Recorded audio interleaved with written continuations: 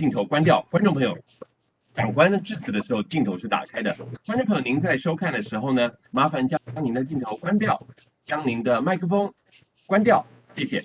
那么我们观众朋友呢，您要听中文的话，我们有同步口译的老师，他会翻译，请您进入到中文的群组来听中文。And now for those of you who are listening to English, we have interpreters who are interpreting from Mandarin into English. Please join the English session.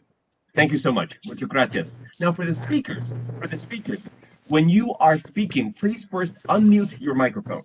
And after you speak, please mute your microphone so you do not affect the other people speaking.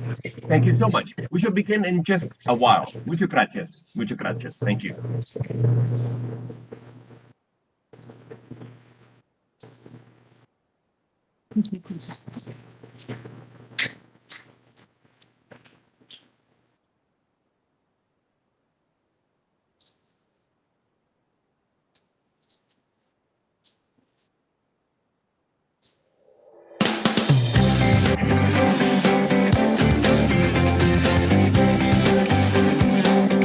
Okay, hola. Good day. Good day, everyone. Welcome, welcome, welcome. Today's event is organized by Ministry of Foreign Affairs of Taiwan and Taitra. Welcome to our event. This is the Economic Integration in Central America and the Investment Outlook. We want to explore opportunities in Guatemala, in Honduras, and Nicaragua in the post-pandemic era. My name is Andres. Spanish name is Andres. My name is Andy. English name is Andy. I'm at your service today as the MC. So, once again, our event today is organized by Ministry of Foreign Affairs of Taiwan and Taitra, which is Taiwan's External Trade Development Council.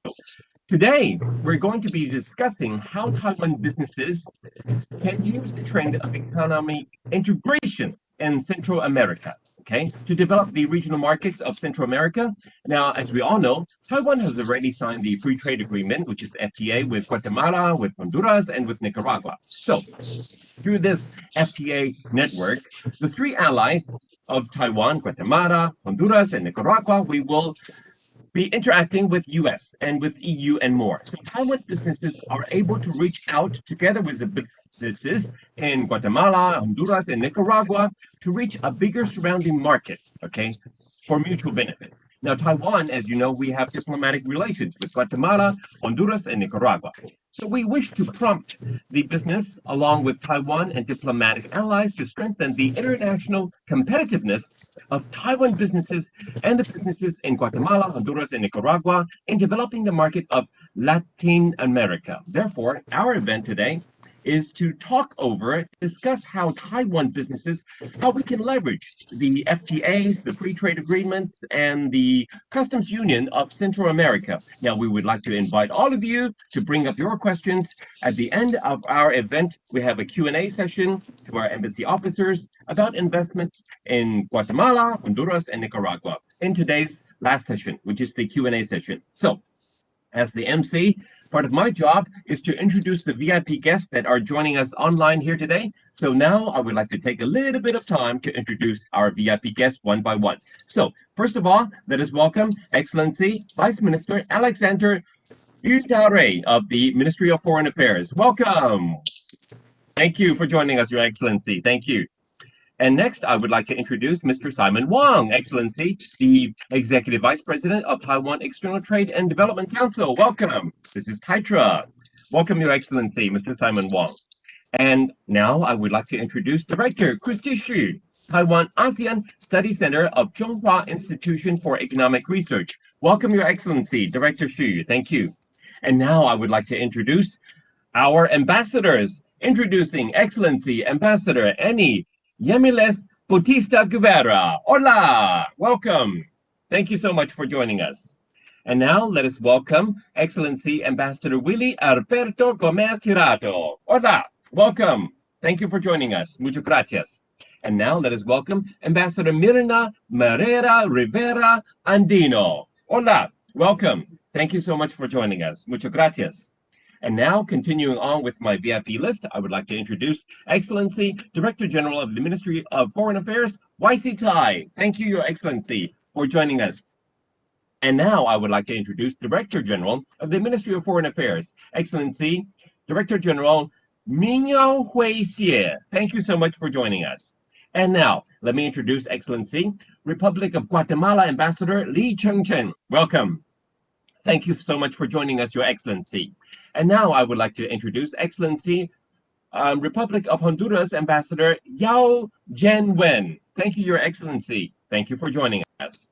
And last but not least, introducing Excellency Republic of Nicaragua Ambassador Chungmu Wu. Thank you so much for joining us. Thank you. Muchas gracias. Now, I would like to also mention the sincere gratitude for the representatives of Yangming Marine Transportation Corporation, White Lines Limited, Evergreen Marine Corporation Taiwan Limited, and United Parcel Service Incorporated, which is UPS. On the online participants from home and abroad, thank you so much for joining us here today. Now, ladies and gentlemen, without further ado, to begin our event today, to address us, please welcome our host. This is Vice Minister Alexander Dareyu from Ministry of Foreign Affairs, our organizer for today, our host. Please give a warm applause for Excellency Vice Minister Alexander Dareyu. Please unmute your microphone and address us. Your Excellency Willie Gomez, Ambassador to the Republic of Guatemala to the Republic of China, Taiwan. Your Excellency Eni Bautista, Ambassador to the Republic of Honduras. Your Excellency Mirna Rivera, Ambassador to the Republic of Nicaragua. Dear colleagues, ambassadors in these are my colleagues in these countries, Mr. Simon Wang, Executive Vice President of the Taiwan External Trade Development Council, TITRA, Dr. Christy Xu, Director of the Taiwan ASEAN Studies Center at the Tsinghua Institution for Economic Research, distinguished business leaders and distinguished guests, dear colleagues, ladies and gentlemen, good morning from Taipei, buenos dias, 早安. At this difficult time during the COVID-19 pandemic, it is a great pleasure to meet with Taiwanese business leaders and friends from Central America by video conference. I also extend a heartfelt welcome to the ambassadors of Guatemala, Honduras, and Nicaragua. We look forward to them sharing their extensive knowledge on economic integration and industrial development in their respective countries. I believe their involvement will help us identify many new business opportunities in the region. On behalf of the Ministry of Foreign Affairs, I would also like to convey my deepest appreciation to Vice President and Minister of Economic Development of Honduras, Doña Maria Antonia Rivera, the Minister of Economics of Guatemala, Don Antonio Maluf, and the Minister of Development, Industry, and Trade of Nicaragua, Don Orlando Solórzano, for accepting invitations to deliver opening remarks at this event. As global economic development and business activities have declined during the pandemic, countries around the world are prioritizing economic recovery within the context of disease control and prevention. Fortunately, the outbreak in Taiwan has been brought relatively under control, and people are now gradually returning to normalcy. Taiwan's economy has also continued to grow, especially in the area of export and trade. Taiwan and Central American countries, although geographically distant, have long worked together closely, in both politically and economically. Since Taiwan signed free trade agreements with Guatemala, Honduras, and Nicaragua, respectively, bilateral trade with these three countries has on average grown by 137%. Taiwan will continue to strengthen reciprocal trade and economic ties with our three diplomatic allies. Taiwan and the three allies have established solid foundations for economic cooperation. Looking to the future, we will focus on broadening cooperation and taking advantage of the opportunities offered by deeper integration. Guatemala, Honduras, and Nicaragua all boast a strategic location, a young labor force, and rich natural resources. The three nations have utilized these competitive advantages to actively participate in the process of regional integration and strategically construct FTA networks that connect them to EU and US markets. There is enormous potential for business development and economic growth. This presents a golden opportunity for Taiwanese entrepreneurs who can make the best use of opportunities presented by economic integration and bilateral FTAs. This is also the purpose of holding this webinar. I would like to thank CIER and TITRA for co-organizing this event. A video of today's discussion will be uploaded onto the internet for business leaders and friends who were unable to join the meeting because of the time difference on the other side of the Pacific. 无法参与活动，那之后影片会上传网络。最后再次感谢三位大使出席这场会议。我们期待各位能够 to achieve economic recovery in the post-pandemic era. I wish today's event every success and all the participants a fruitful and enjoyable meeting. Thank you very much. Thank you very much, sir. Muchas gracias. That was our host, our organizer, Excellency Vice Minister Alexander Darayu from Taiwan's Ministry of Foreign Affairs. Thank you so much, sir. 谢谢次长，谢谢于次长.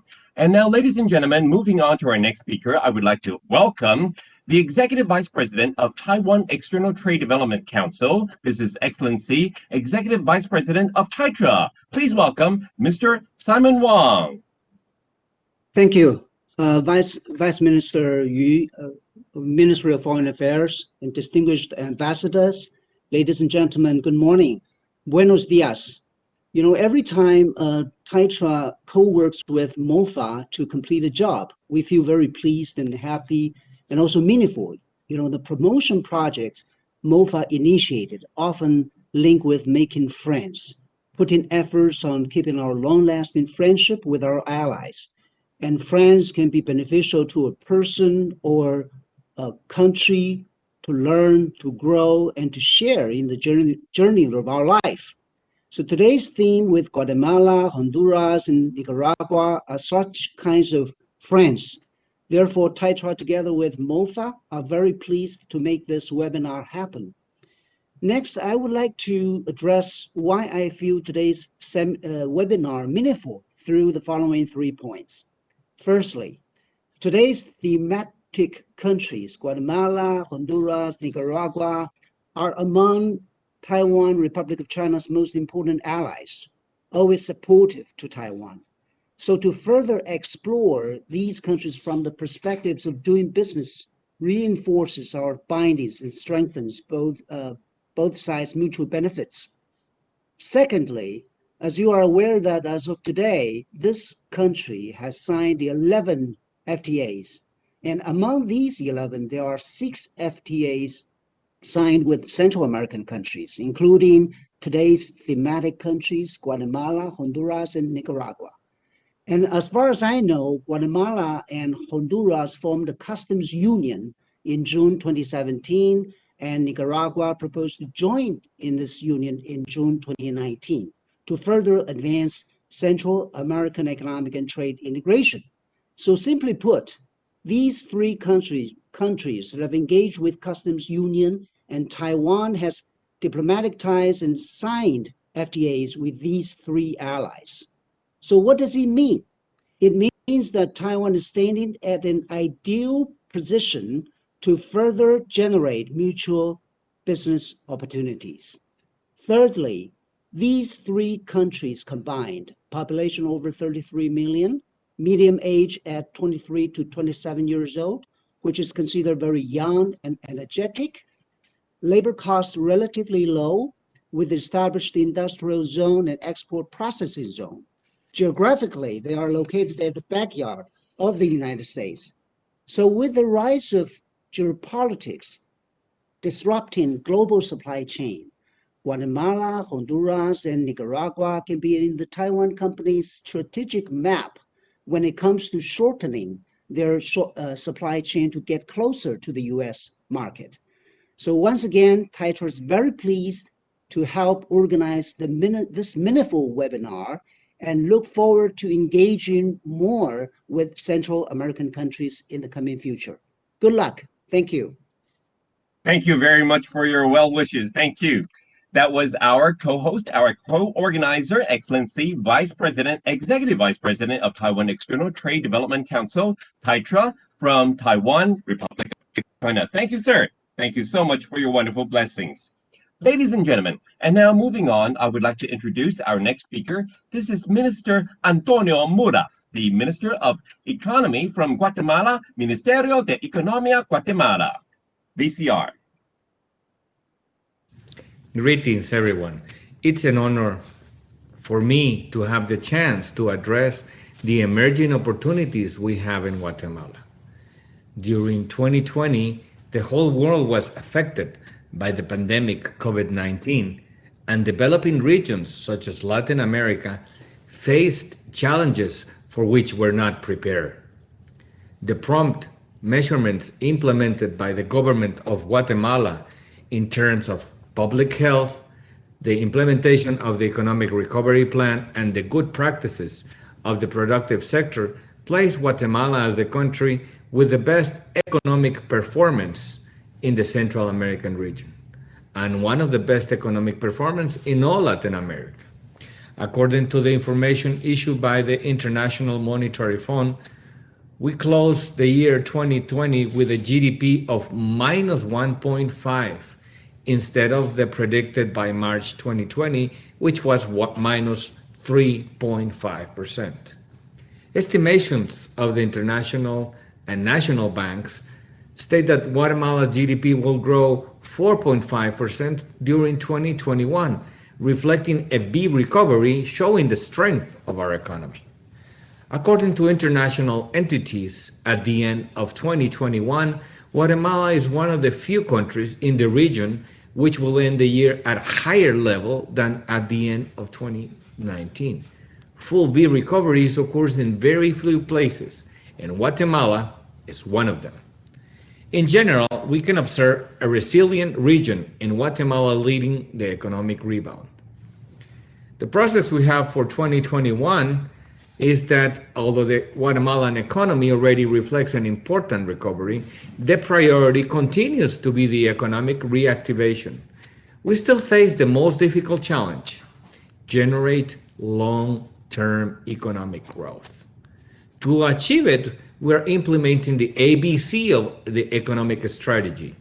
A, attraction of foreign investment.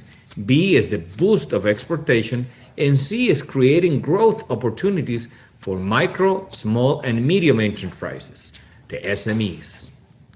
To attraction in the foreign investment, Guatemala, it's ideal to your nearshore strategies because of 5 main reasons, among others. We are a pro-investment government more than any other countries in the regions.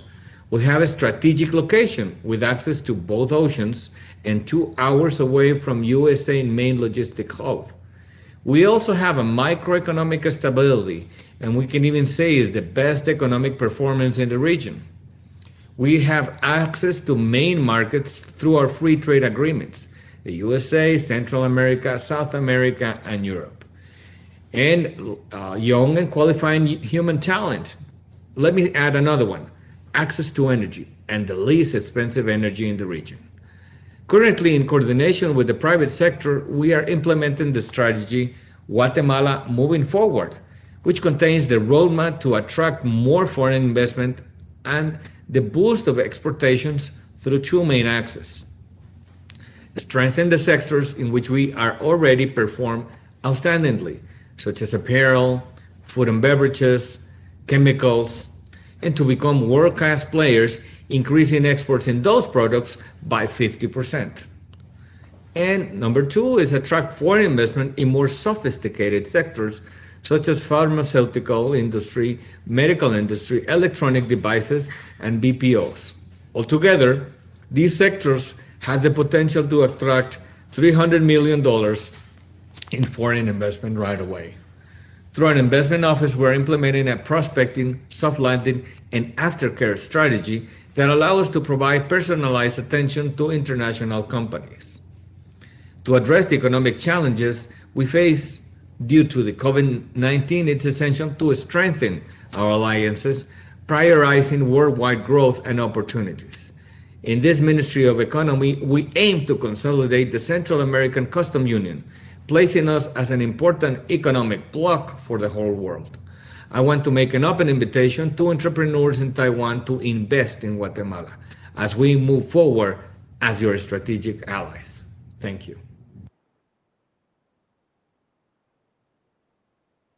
Muchas gracias. Thank you so much. That was Excellency Minister Antonio Modaf, Ministerio de Economía, Guatemala. He could not be with us here in person today online. However, he was addressing us and sending his best wishes for us via video. Now, following up is Madame Maria Antonia Rivera, Honduras Vice President and Secretary of Economic Development. Please welcome Excellency Madame Rivera, also through video, VCR. Muy buenos días Es un verdadero placer poder participar en esta conferencia sobre las oportunidades de negocios que Honduras ofrece a la región y al mundo. En la región centroamericana, muy especialmente, existen espacios no cubiertos que representan grandes oportunidades de negocio. En Centroamérica contamos con un comercio que representa más de 50 millones de consumidores y que se encamina poco a poco hacia una completa unión aduanera. Hemos fortalecido con Guatemala lo que es la relación comercial y la unión aduanera, constituyéndonos en la primera unión aduanera en el continente americano, lo que representa un mercado de 27 millones de habitantes, 8 puertos marítimos certificados para operaciones internacionales y 8 aeropuertos internacionales. Hemos desarrollado programas de simplificación para mejorar el clima de inversión con iniciativas y leyes que promueven y protegen las inversiones tanto nacionales como extranjeras. Por ejemplo, contamos con ley de zona libre, ley de regímenes de importación temporal, ley de alianzas público-privadas. También tenemos una ley de empleo temporal por hora. Además, hemos suscrito 12 acuerdos comerciales que nos abren el mercado de 43 países, entre ellos los mercados de consumo más importantes como ser Estados Unidos, Europa, México y Canadá. Honduras cuenta con una población en su mayoría joven, bilingüe, lo que nos posiciona como uno de los países que más crece en la industria de los call centers y back office centers. Somos el mayor exportador de textiles, camarones y tilapias de Centroamérica y el Caribe. Somos el cuarto mayor exportador de café en el mundo. Honduras es uno de los países exportadores de puros de calidad premium en el mundo. Además, estamos concluyendo la construcción del nuevo aeropuerto de Palmerola y la construcción de una moderna infraestructura vial que articula los principales polos productivos de nuestro país. Empresas globales con presencia en el mundo entero como Chiquita Brand, Dole, Gildan. También tenemos a Heinz, Claro, Tigo, Monsanto, Cargill, entre otros, los cuales representan nuestra historia productiva y testimonio de historias de éxito. Concluyo invitándoles a que vengan a Honduras, ya que somos un país de grandes oportunidades. Gracias, que Dios les bendiga. Gracias, gracias, muchas gracias. That was Excellency Madame Maria Antonia Rivera, Honduras Vice President and Secretary of Economic Development, addressing us via video. And now moving on, I would like to have Excellency Nicaragua Minister of Development, Industry and Trade, Senor Orlando Sorozano, on video for us. Un abrazo fraterno de parte del Ministro de Fomento, Industria y Comercio de Nicaragua a todos los participantes en este evento virtual sobre la Unión Aduanera de Centroamérica, ampliando las oportunidades comerciales en la región. Es importante en primer lugar destacar que con Centroamérica, Nicaragua no solamente tiene una unión aduanera, sino que somos un proceso de integración económica y un proceso de integración en general que arrancó en 1960 con la firma del Tratado General de Integración Económica Centroamericana y que tiene 3 etapas. La primera es la zona de libre comercio para los productos originarios de Centroamérica. La segunda es la unión aduanera, en la cual estamos avanzando todos los países del Istmo Centroamericano, los 6 países. Y la tercera etapa es el mercado común centroamericano, por medio de la articulación de las políticas y de los sistemas productivos y comerciales a fin de, como una sola unidad, participar de mejor manera en el comercio internacional. Nicaragua y Taiwán somos países complementarios. Tenemos un tratado de libre comercio que ha sido la base para el aumento extraordinario de nuestro comercio bilateral, pero que debemos de aprovechar también para ir más allá, no solamente para cubrir nuestros mercados internos, sino que también para aprovechar las posiciones geográficas que tenemos, por un lado Taiwán en Asia y por otro lado Nicaragua en América, aprovechar esas oportunidades, esa posición geográfica para abastecer a terceros mercados con una producción combinada, aprovechando las complementariedades. Por el lado de Nicaragua tenemos un enorme potencial agroindustrial, recursos naturales, tenemos un mar amplio donde extraemos productos de pesca que son exportados a Taiwán. También tenemos café, azúcar, carne y otros productos agropecuarios. Y por el lado de Taiwán tenemos capacidad tecnológica, capacidad de inversión, y la combinación entre ambos países que somos complementarios resulta en beneficio mutuo para abastecer, como les decía, no solamente los mercados bilaterales internos nuestros, sino también los mercados a los que tenemos acceso por la cercanía geográfica, porque somos puntos estratégicos para el comercio internacional, pero no solamente por eso, sino porque tenemos tratados comerciales también con otros países. Tenemos tratados comerciales con Europa, el acuerdo de asociación Centroamérica-Europa, tenemos el acuerdo de comercio, el tratado de libre comercio con los Estados Unidos, y tenemos también tratados de libre comercio con diferentes países de América y en el mundo. Así es que podemos aprovechar la complementariedad, la apertura que nos ofrecen estos tratados para producir bienes agropecuarios, agroindustriales con la tecnología taiwanesa y la potencialidad de recursos naturales de Nicaragua para abastecer estos mercados. El comercio nuestro demuestra esta complementariedad, que por un lado estamos exportando, como les decía, café, carne, azúcar, etcétera, y por otro lado estamos importando bienes tecnológicos. Ahora, es importante también señalar que Nicaragua es uno de los países más abiertos del mundo al comercio internacional.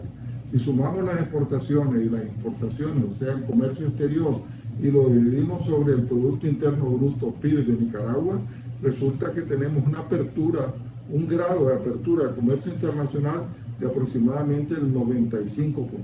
Un país abierto, un país que defiende el sistema multilateral de comercio, un país que desde 1950 participa en el GATT, en el Acuerdo General de Aranceles Aduaneros y Comercio, y también ahora después en la OMC, en la Organización Mundial del Comercio, en el marco del sistema multilateral de comercio. Así es que los invito a buscar, a identificar esas muchas oportunidades que tiene nuestra complementariedad y aprovecharlas en inversiones para abastecer terceros mercados. Esto se llama un puente de oportunidades que ofrecemos tanto Taiwán como Nicaragua para aprovecharlo para nuestro desarrollo económico y social. Muchas gracias y Dios nos bendiga a todos. Muchas gracias, muchas gracias. That was Excellency Nicaragua Minister of Development, Industry and Trade, Señor Orlando Sorozano. Thank you so much. Muchas gracias. Now, ladies and gentlemen, I have a very good news for all of you, because right now in our online event today, we have nearly 200 audience joining us already. That is a wonderful number, almost 200, and increasing still as we speak. Now, moving on, before the keynote speech, I would like to remind our audience, for the audience who are listening to Mandarin, please join the Mandarin session. 我们听中文的观众朋友，请加入中文的群组. If you're listening to English, please join the English session. Now, moving on, it is time for our keynote speech. Ladies and gentlemen, I have the honor of welcoming Excellency Dr. Christy Xu, the Director of Taiwan ASEAN Studies Center, to deliver our keynote speech for today. Welcome, Director Xu.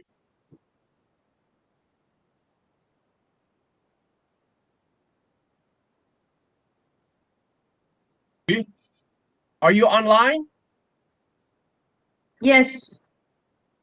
谢谢主持人。OK， 好，谢谢主持人，可以听得清楚吗？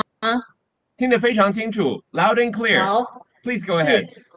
我是中华经济研究院徐尊慈，谢谢外交部还有外贸协会联合主办这样一个研讨会。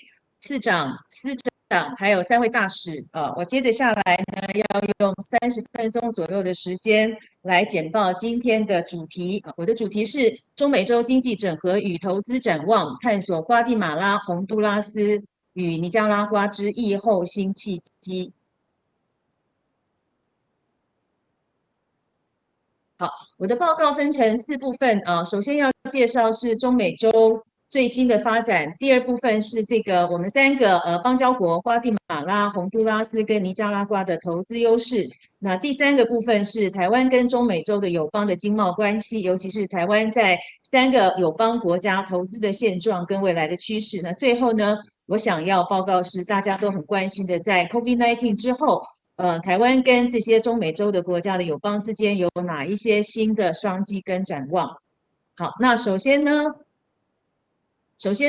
是这个中美洲的这个地图，我想很多朋友也很清楚啊。在中美洲的国家里面，我们跟台湾、跟瓜地马拉、宏都拉斯、尼加拉瓜跟贝里斯都是长期的友邦。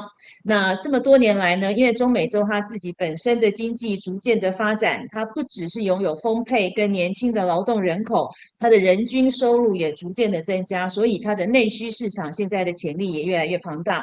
再加上它拥有非常丰富的农矿跟天然的资源，制造业尤其是越来越发展，所以台湾跟中美洲的友邦之间，不管是在贸易或是在投资上面的话，其实有越来越多发展的潜力。那这是中美洲关税同盟整合的3个阶段。那刚刚的贵宾次长跟部长已经介绍了中美洲从1960年开始就展开了他们内部的整合，包括说在1960年的时候呢，就已经通过了中美洲整合的总条约，而且呢已经决定成立中美洲共同市场。但是到1970年跟1990年呢，虽然说它的整合的这个进度是比较缓慢的，可是我们看到在1991年开始，中美洲的国家又开始非常热烈的来讨论他们之间的这个经济的整合。那主要是在1991年的时候，中美洲统合体，也就是我们说的这个 CICA 成立。那目标是在中美洲的国家要去签署，而且要推动中美洲的关税同盟。那这也是我们今天讨论的目标。那这样的中美洲关税同盟，让中美洲的国家可以更进一步的整合。那在2017年的6月。瓜地马拉跟宏都拉斯2个国家已经形成了关税同盟，在2018年的12月，萨尔瓦多加入，所以现在是有3个国家，也就是我们一般通称的北三角的关税同盟已经紧密的整合，所以这是从过去到现在，尤其是1990年，还有这个最近几年，包括中美洲内部的国家，尤其是我们的几个邦交国内部有非常积极的这个整合的工作跟具体的发展。那最新的发展呢，是在中美洲的统合体下面的8个国家。那刚刚的贵宾也介绍过了，这8个国家加总起来的话，它的人口是5800万人，所以事实上它是组成了一个非常庞大的内需的市场。那这中美洲的这个CICA 本身的这个秘书处成立之后，台湾也在2002年以观察员的身份加入，所以我们跟 CICA 之间是有非常密切的互动。那2007年CICA 的成员签署了推动中美洲关税同盟的架构协定之后，就分阶段来进行他们内部的整合。那非常重要的是，在2015年的时候 ，CICA 它公布了一个10年的一个蓝图这10年的蓝图是2015年到2024年迈向关税同盟路径图，分3个阶段来实施实现关税同盟。刚刚的次长有提到这个关税同盟呢，包括说内部的整合，关税逐渐的降低。那另外的话呢，就是非关税障碍之间的取消，包括说海关联盟，包括说法规要调和，制度要更新等等。所以这是目前最新的发展。那2017年瓜地马拉跟宏都拉斯的关税同盟成立之后，2018年萨尔瓦多加入，那在萨尔瓦多加入，然后在这个对不起，我们的这边有点跳动，好，再往下 ，OK， 好。那这个尼加拉瓜呢，也在2019年6月也正式提出申请那我们看到说，瓜红两国之间98%的产品现在已经对外享受了这个相同的这个关税，同时它的这个关务也非常积极的在做整合。好，那这张图表的话，大家就可以很清楚的看到，刚刚的贵宾致辞里面有提到，他们有非常绵密的 FTA 的网络。那在右边呢，大家可以看到说，我们如果是以我们的友邦尼加拉瓜、洪都拉斯跟这个瓜地马拉作为中心的话，那在区域内不只是中美洲已经逐渐的整合，那另外更重要的是，他们对外也有非常重要的 FTA 的网络。那对外的网络里面，一个非常重要的关键就是美国跟中美洲的国家签署了一个中美洲美国自由贸跟跟这个多米尼加的自由贸易协定。那这个贸易协定呢，大家可以看到，可以让我们的厂商或者是其他的外商，如果是在这个洪都拉斯或者是瓜地马拉或者是尼加拉瓜设立出口导向的基地的话，它可以利用内部的关税同盟，然后再利用他们跟美国之间的零关税或者是优惠关税，把这个产品输出到美国去。那另外的话呢，大家也可以看到说，这个国家中美洲的国家也跟欧盟签署了这个 EUCAAA 的伙伴协定，也就是这些国家的产品出口到欧盟也享有优惠的关税啊。那当然，这样的一个发展也引起了这个各界的重视，所以包括台商越来越看重这样子的一个发展。那另外的话呢，包括韩国也在这个最新的发展，它也跟中美洲的国家签署了自由贸易协定。好，下一张。那这是比较具体的内容啊，所以大家可以看到说，美国、中美洲跟多米尼加自由贸易协定啊，在2005年签署之后，在2009年已经全部的生效。这个协定到现在生效了10年啊，我们可以看到说，这个100%的，除了少数的产品之外，100%的工业产品跟85%的农产品，从中美洲的这个协定的国家出口到美国的话，是享有零关税或者是非常低的关税。那这是促成台商还有其他的外商在这些国家建立对美出口加工生产基地的一个关键。那欧盟跟中美洲之间也签署了一个协定这个协定在2013年的8月也都陆续的生效。那欧盟是提供给中美洲国家91%的进口产品零关税其中99.2%，也就是几乎是所有的工业产品现在都可以用零关税的这样的一个优惠出口到欧盟的27个国家。那这下面的话呢是比较新的发展是韩国跟中美洲的5个国家在2018年的时候签署了一个 FTA。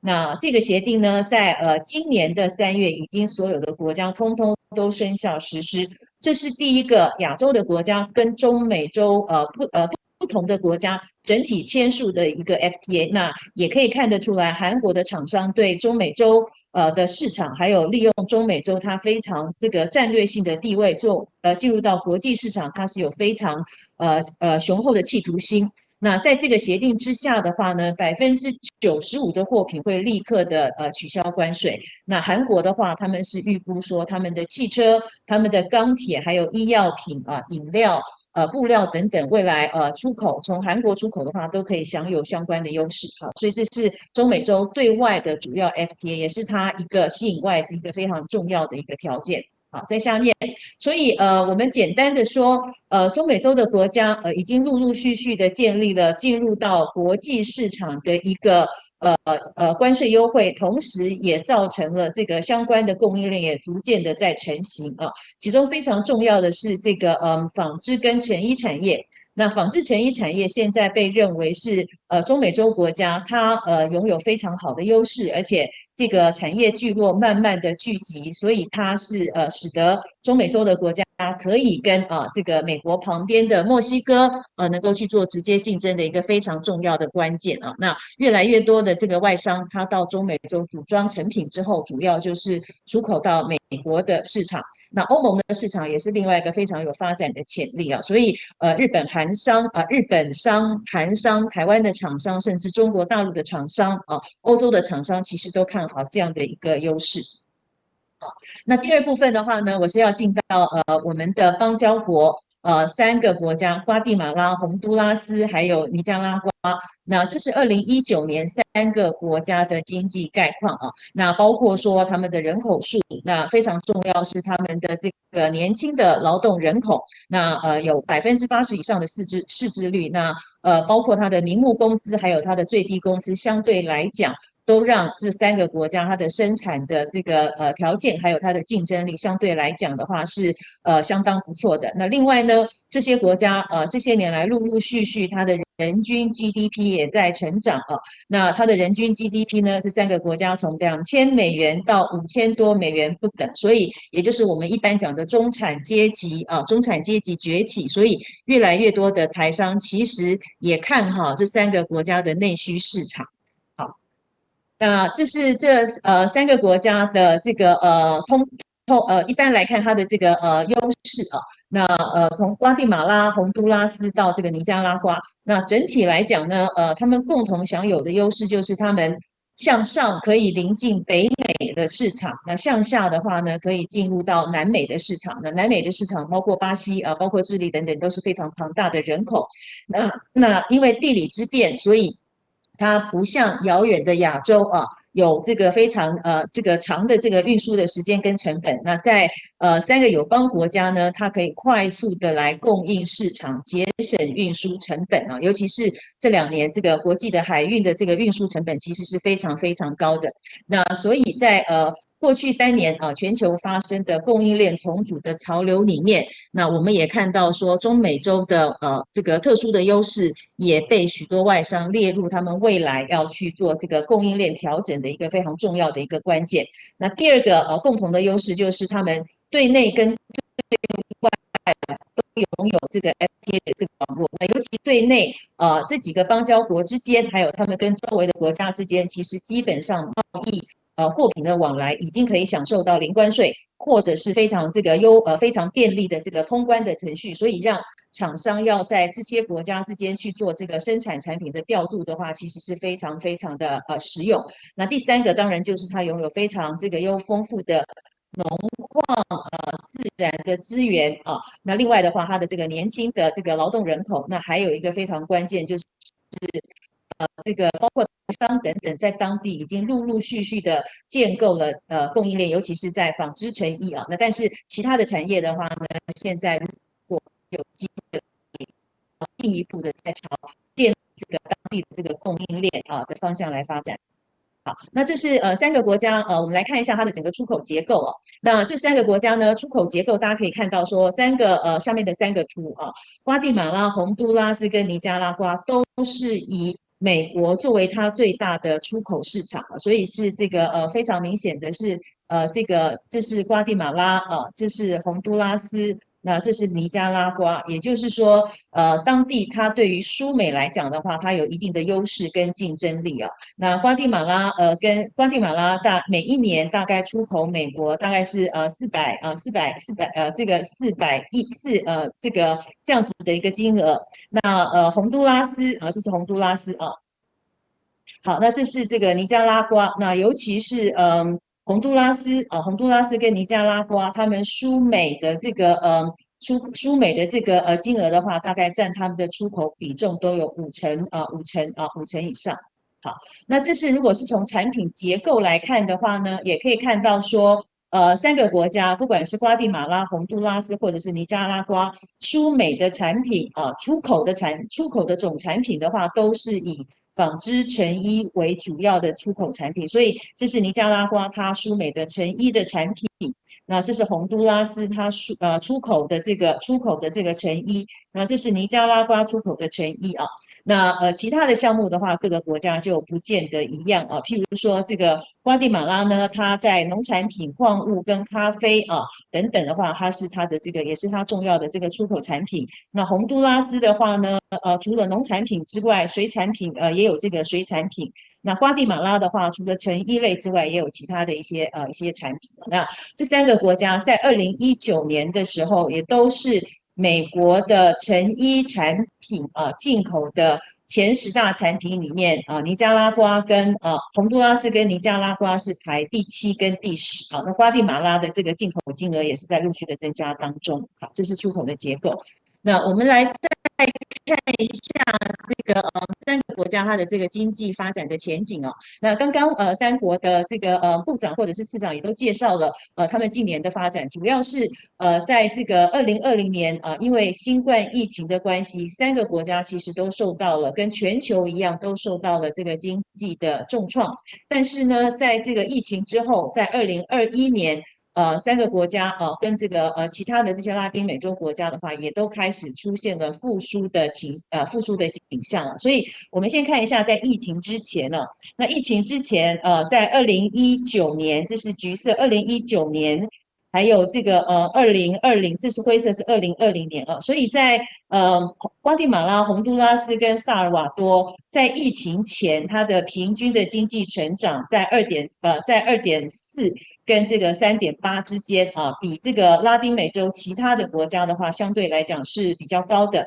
那2020年的话，当然受到了影响了，所以这2个国家，瓜地马拉跟洪都拉斯它的瓜地马拉跟洪都拉斯，它的这个进出口的贸易，还有海外的侨汇的收入，观光业还有非正式的经济活动等等都受到了影响那尼加拉瓜的话呢，在2021年那这个 IMF 它也预估说，可以从过去的负成长，在2021年的话，可以出现到这个正成长。所以中美洲经济整合银行预估说，总体来讲，中美洲的国家它的这个复苏可能要花比较长的时间但是瓜地马拉跟萨尔瓦多的话，它可能复苏的脚步会是比较快的。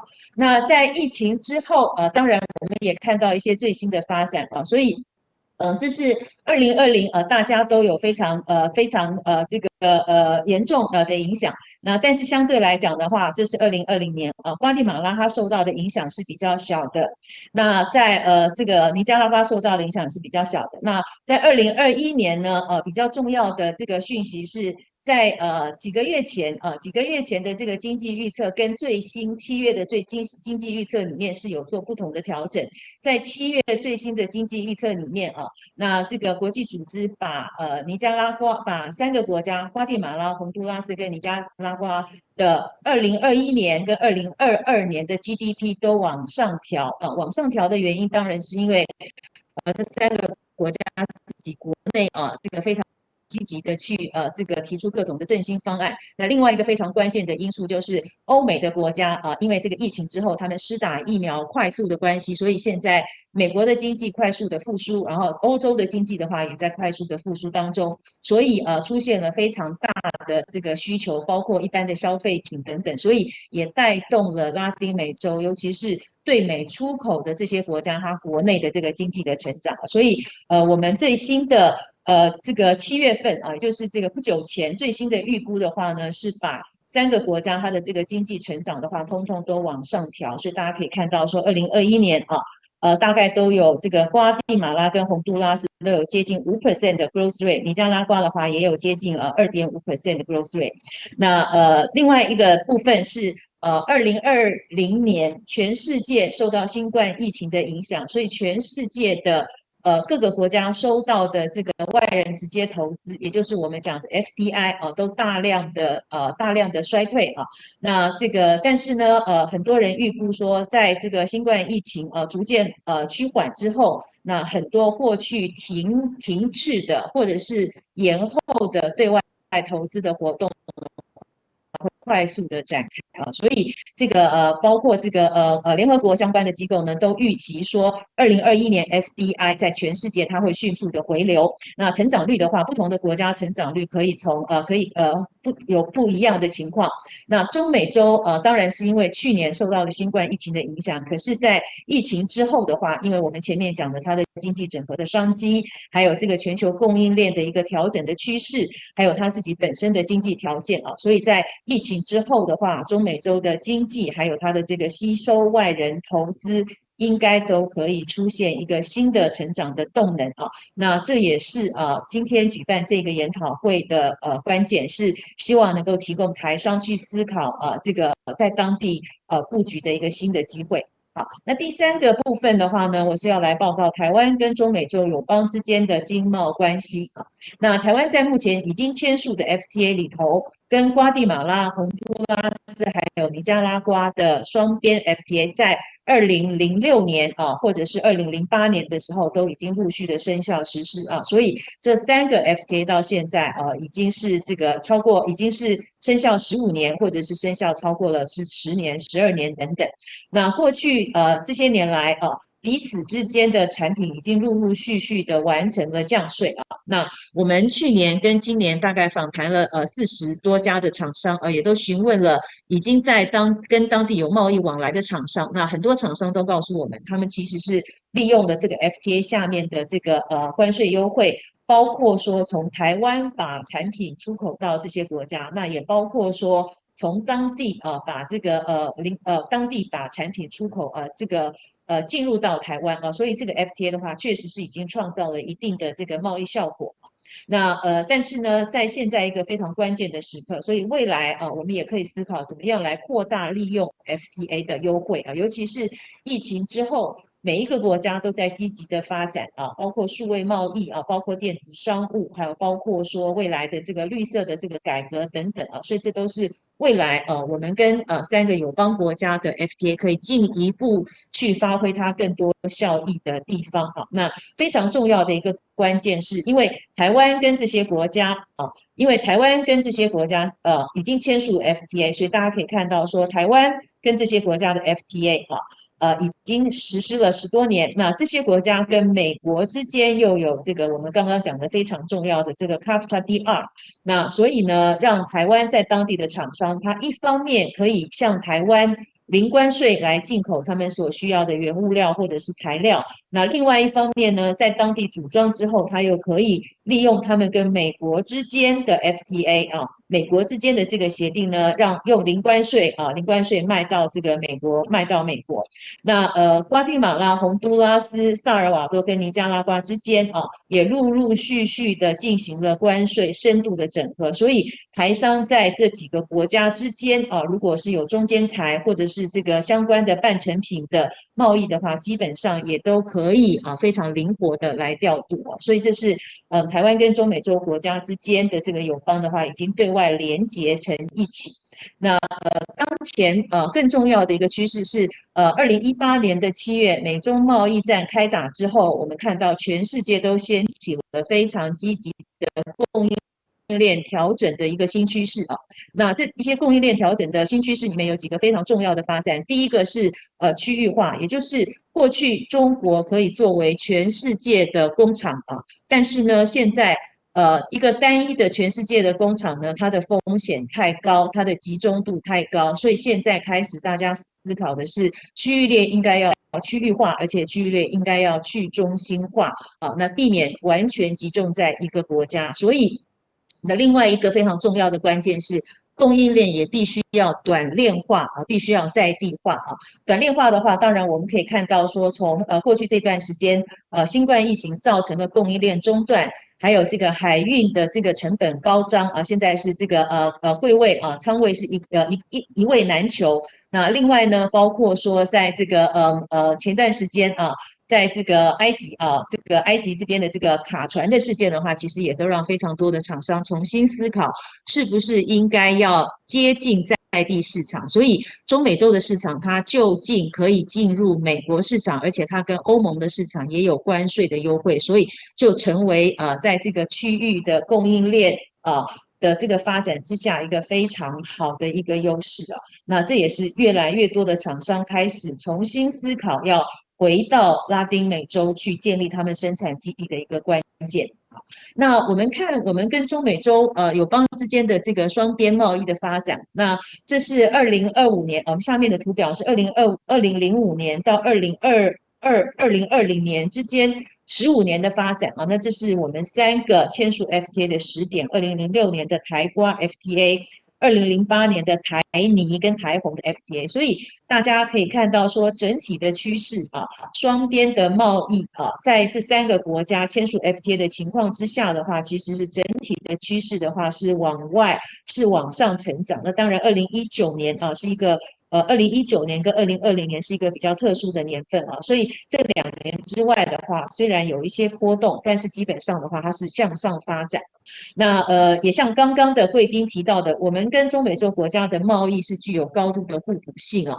那高度的互补性，除了台湾从这些国家进口这个农业或者是天然资源或加工的产品之外，那台湾对这些国家的出口的话，基本上都是这个指引当地的内需或者是制造业的需求。那非常重要的一个趋势是台湾因为跟这些国家有签署 FTA， 所以我们过去看到了台商它非常灵活的运用它的这个跨国分工的这个机制，包括说单价高或者是利基产品的话，由台湾出口。那但是如果是单价低或者是数量大的产品的话呢，就由这个中国或者是越南出口。所以这样的一个灵活的优势，也让这个台湾对这些国家的贸易，不只是从台湾直接出口，也包括说台商从中国大陆跟台商从越南进入到这些国家。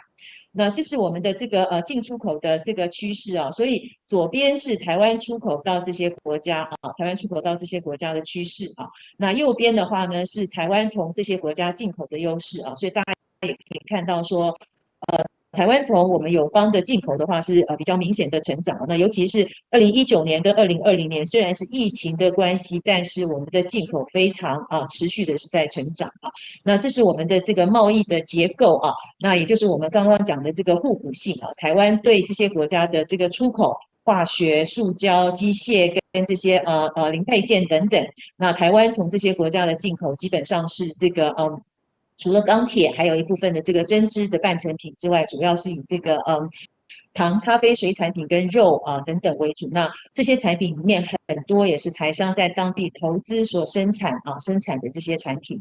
那整体的趋势呢，我们看到说，我们对瓜地马拉、宏都拉斯跟尼加拉瓜的投资虽然说根据我们经济部投审会的金额那这是只有报备到投审会的金额，看起来是有限的，但是事实上我们也了解，我们有很多的厂商到当地的投资其实是透过第三国过去包括透过这个在这个 third country 的这个 holding company 过去。或者是很多的台商在当地已经落地生根之后，那它变成是当地的厂商，所以它的这个进一步的投资的话是没有放在这个投资统计里面，所以我们判断我们对当地的投资的话，应该是远远高过这样子的一个投资金额。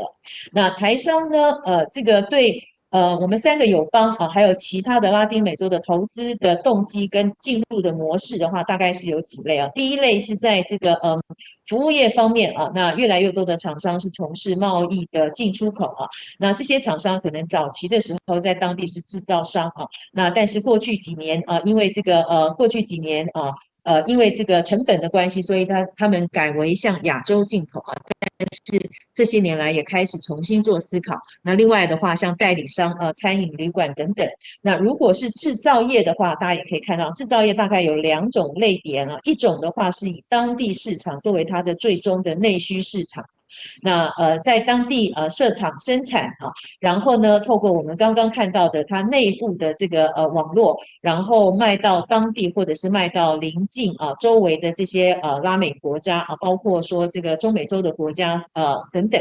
那另外一个的话呢是比较规模比较大的厂商，那它是在当地投资设立了生产基地之后，透过我们友邦的它的对外的网络，主要是对美国、对墨西哥、对欧盟等等，然后再出口到其他的国家。所以目前大概是这2类为主那过去这几年来因为当地的经济整合还有这个美国市场进入的便利性，所以这2类的这个投资的模式的话，其实都是有同步在增加当中那这是瓜地马拉我们在当地投资的概况。那这是宏都拉斯我们在当地投资的概况。那宏都拉斯除了说这个渔产品，还有这个纺织塑胶等等的产品之外呢，那宏都拉斯也是台湾在这3个邦交国里面，在这个水产养殖上面的话是比较多的情况好，所以这是宏都拉斯。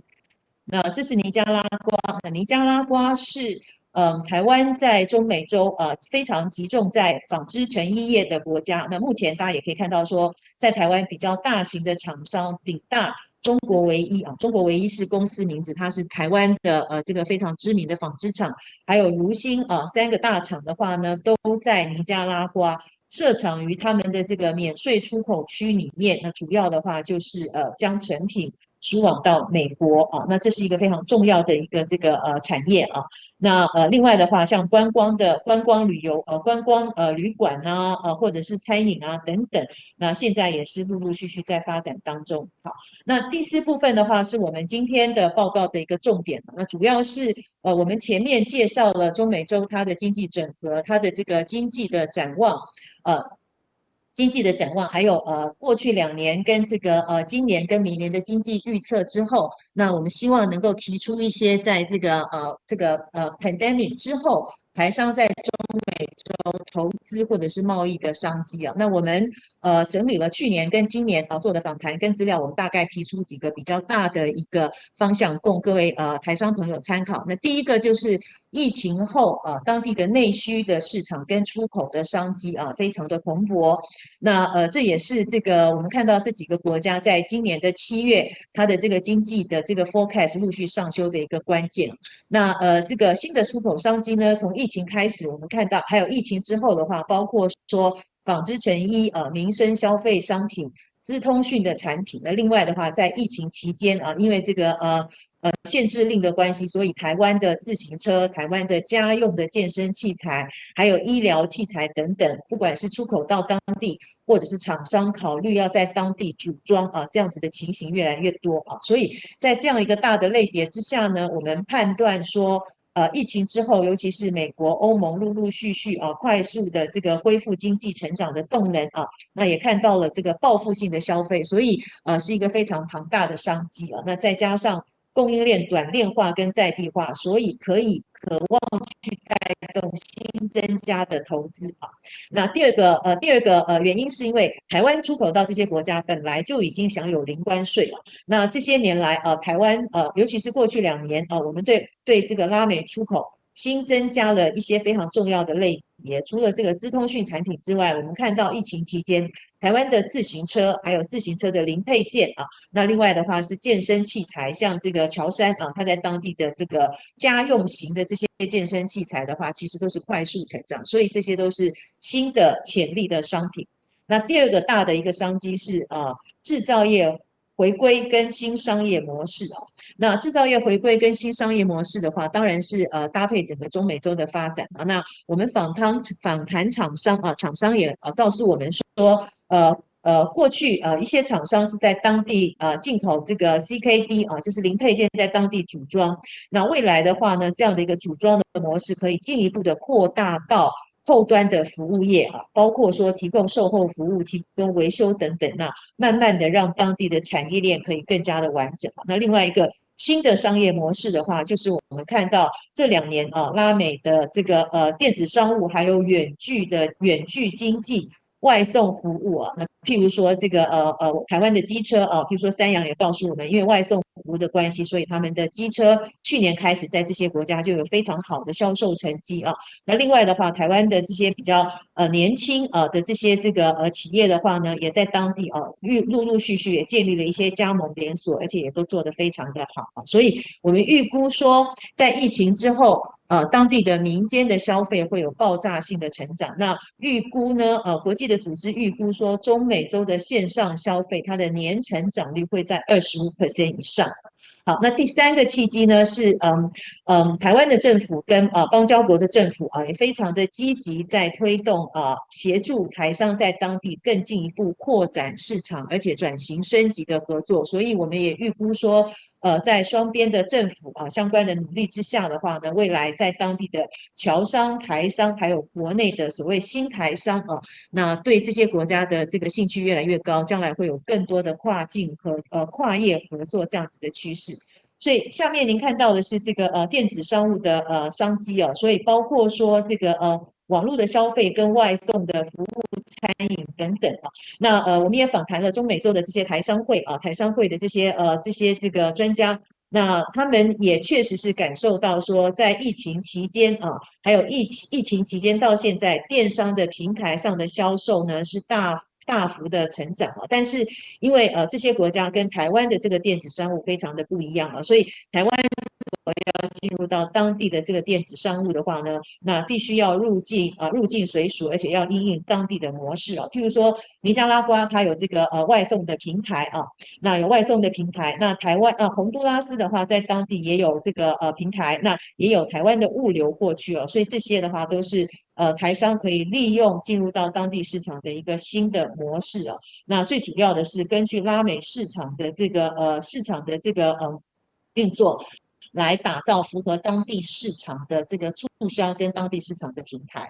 那这是我们刚刚也提到说疫情后的投资的部分，包括说纺织成衣跟相关的供应链，还有其他的这个民生的消费商品。那尤其是亚洲的供应链模式要跨洲到这个美国的话，现在看起来会遭遇到越来越多的政治经济运输上面的风险啊，所以越来越多是在地化，那才可以建立快速反应跟少样多量的基地。那第二个部分的话，就是我们讲的食品民生消费3C 产品的加盟连锁跟电子商务。那这一块的话是源自于台湾在当地已经有的这个产品形象啊，包括汽机车民生消费跟3C 的产品等等啊。那第三的话呢，就是当地要支持制造业啊，所以包括说这个包装啊，服装的包装啊，它所涉及到的这个塑胶制品等等的话，在当地也需求也越来越高，所以这样的一个属于支持性产业，塑胶化工啊等等的话，在当地也有非常好的这个发展的契机啊。那这是我们跟友邦国家之间的这个FTA 的优惠，那很多厂商已经开始使用。那未来如果还没有开始使用这样子优惠的厂商的话，可以积极的来扩大使用。那以上是我的这个今天主要的报告的内容，谢谢大家。Thank you very much, Director Xu. Thank you for this wonderful discussion, wonderful keynote speech. Now, I would like to ask our ambassadors, because you are joining the following panel discussion with Director Xu, so please turn on your camera. We need to see you. Please turn on the visual, and please unmute your microphone. Please turn on your microphone so we can hear you. So, moving on, after a wonderful keynote speech, I would like to invite Director Xu, who is taking her cup of tea. She had a very wonderful presentation, and now she will be our moderator. Director Xu, can you be our moderator? I know you had a very long keynote speech. Do you want another drink of water? Okay. No problem. Okay, so all yours. Yeah. Okay, thank you very much. So thank you, Andy, and Your Excellency Ambassador Gomez, and Your Excellent Ambassador Bautista, and also Your Excellency Ambassador Rivera.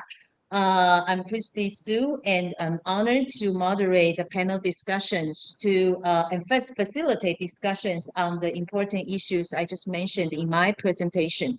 And I believe that since we have the audience mostly from business community, they would love to learn more from your country, the most direct and inside information, especially on the deep economic integration. And also, they expect you to share with them the most recent development.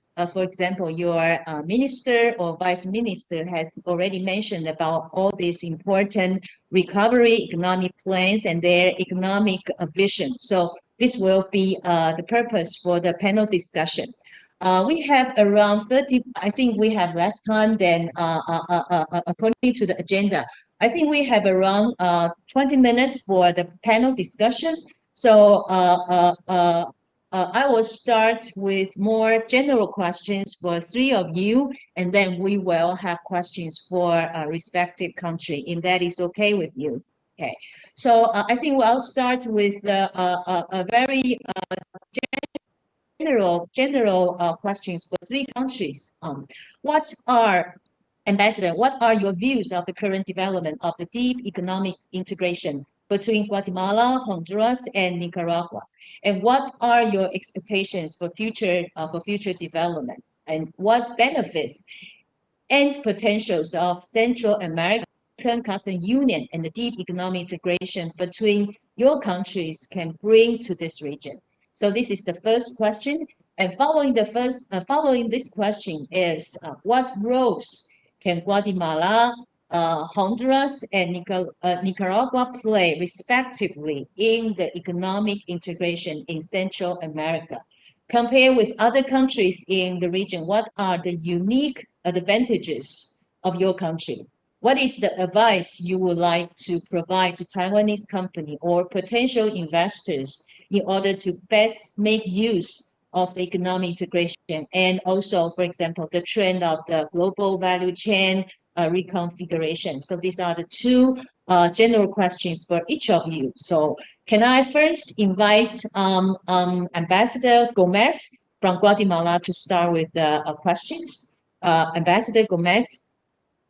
Thank you, Dr. Xu. Thank you, everyone, for this event. I think it's something that's very well appreciated in Guatemala and in all these Central American countries. First of all, I think that this deep integration that we are having with Honduras right now in the customs union has increased the bilateral trade. Going from, it has grown 58% in the last 2 years. It's a lot of growing, and it represents Guatemala, Honduras, and Nicaragua represents these three countries more than 68% of the population of Central America. Okay, what are our unique advantages? I think that one is obviously the position, the geographical position. The other one is the youth people, as you mentioned. We have a very young population, and the other one, especially in Guatemala, is the energy cost. Is the lower cost in the region, and it's produced basically, or it's produced on renewable energy by hydroelectrics. I just want to invite to the Taiwanese companies to see this region, the Central American region, especially these countries, like the gateway to the America market, the whole America's market. I think that Taiwan is the gateway for Asia here, and you are doing very well here. And I want to invite to the Taiwanese companies to see Central American countries, not just an allies and diplomatic allies, but trade allies, business allies. And you can see Central America as your gateway for the Americas region. Thank you very much. Thank you very much, Ambassador Gomez. That is very good and very precise information for our audience. Can I now invite Ambassador Bautista to share your view? Ambassador Bautista. Good morning, everyone. The process for deep integration towards free movement of goods has been established since 2017. This has improved in 7.1% the bilateral trade between Guatemala and Honduras. And also, one of the things that is very important about this integration is that there has been a significant reduction of transactions. Before, we had 27 transactions that have to do in customs, and they only have to do 6. And in a matter of hours, we used to have to do 11 hours for the customs procedures, and now we only have to do it 6 to 10 minutes. So what this is transferred to really is time and money. The harmonization of technical regulations has already been done, tariff harmonization, customs procedures, and upgrade regional transactions. So the expectations that we have for future development is continue to improve free transit of goods between the two countries, help existing companies expand, that is very important, and increasing foreign investment by establishing customs in the region clusters between both countries, strengthen the competitiveness, and continue to improve the customs and trade procedures. Also, we also have implemented the pilots for perimeter customs agencies. That is they already do the process in one of the ports. They just transfer and cross by like it was one country. Improvement of infrastructure models and integrated borders, basically. But this will allow also all the manufacturing companies and different other companies to take advantage of this type of integration. Thank you. Thank you very much, Ambassador Bautista. Can I now invite Ambassador Rivera from Nicaragua to share with us your country's perspective? Thank you very much. Your microphone?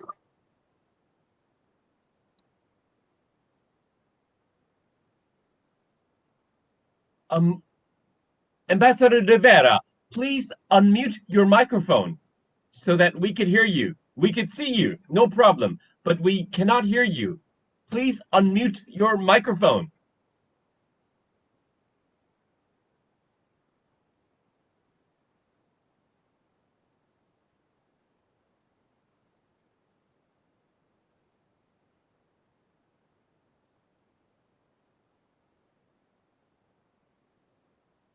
We still cannot hear you.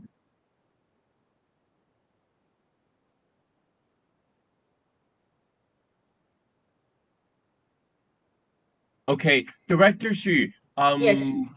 we cannot hear Ambassador Rivera, and Okay.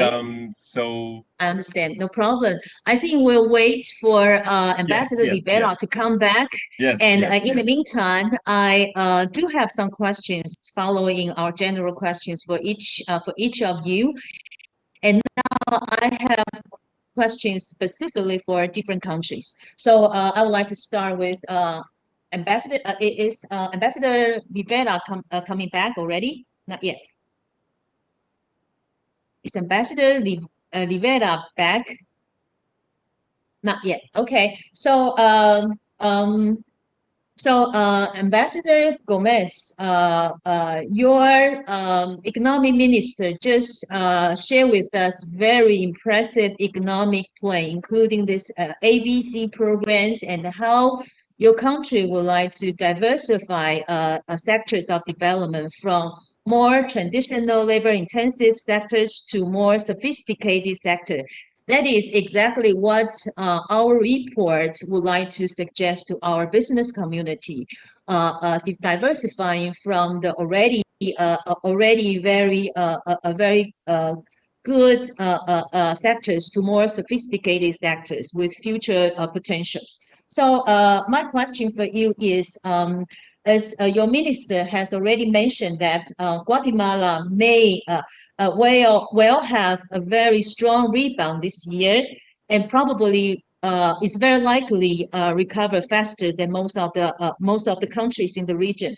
So can you elaborate more on how COVID-19 has affected your economy in the past year and this year, and what will be the focus or priority of your country's economic recovery plans post the pandemic? Thank you very much. Thank you very much, Dr. Sher. Yes, I think that Guatemala has a great advantage in terms of exportation. We are the second most diversified country in terms of exportation in the whole Americas.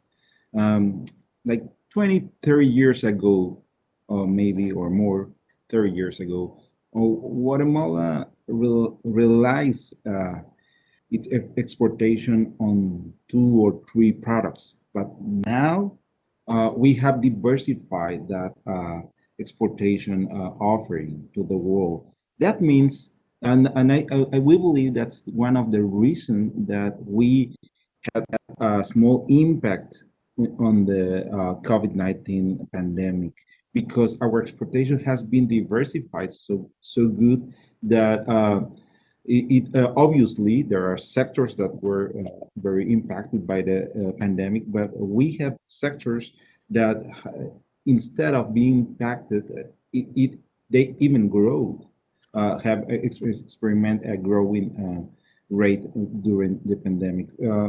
And for example, these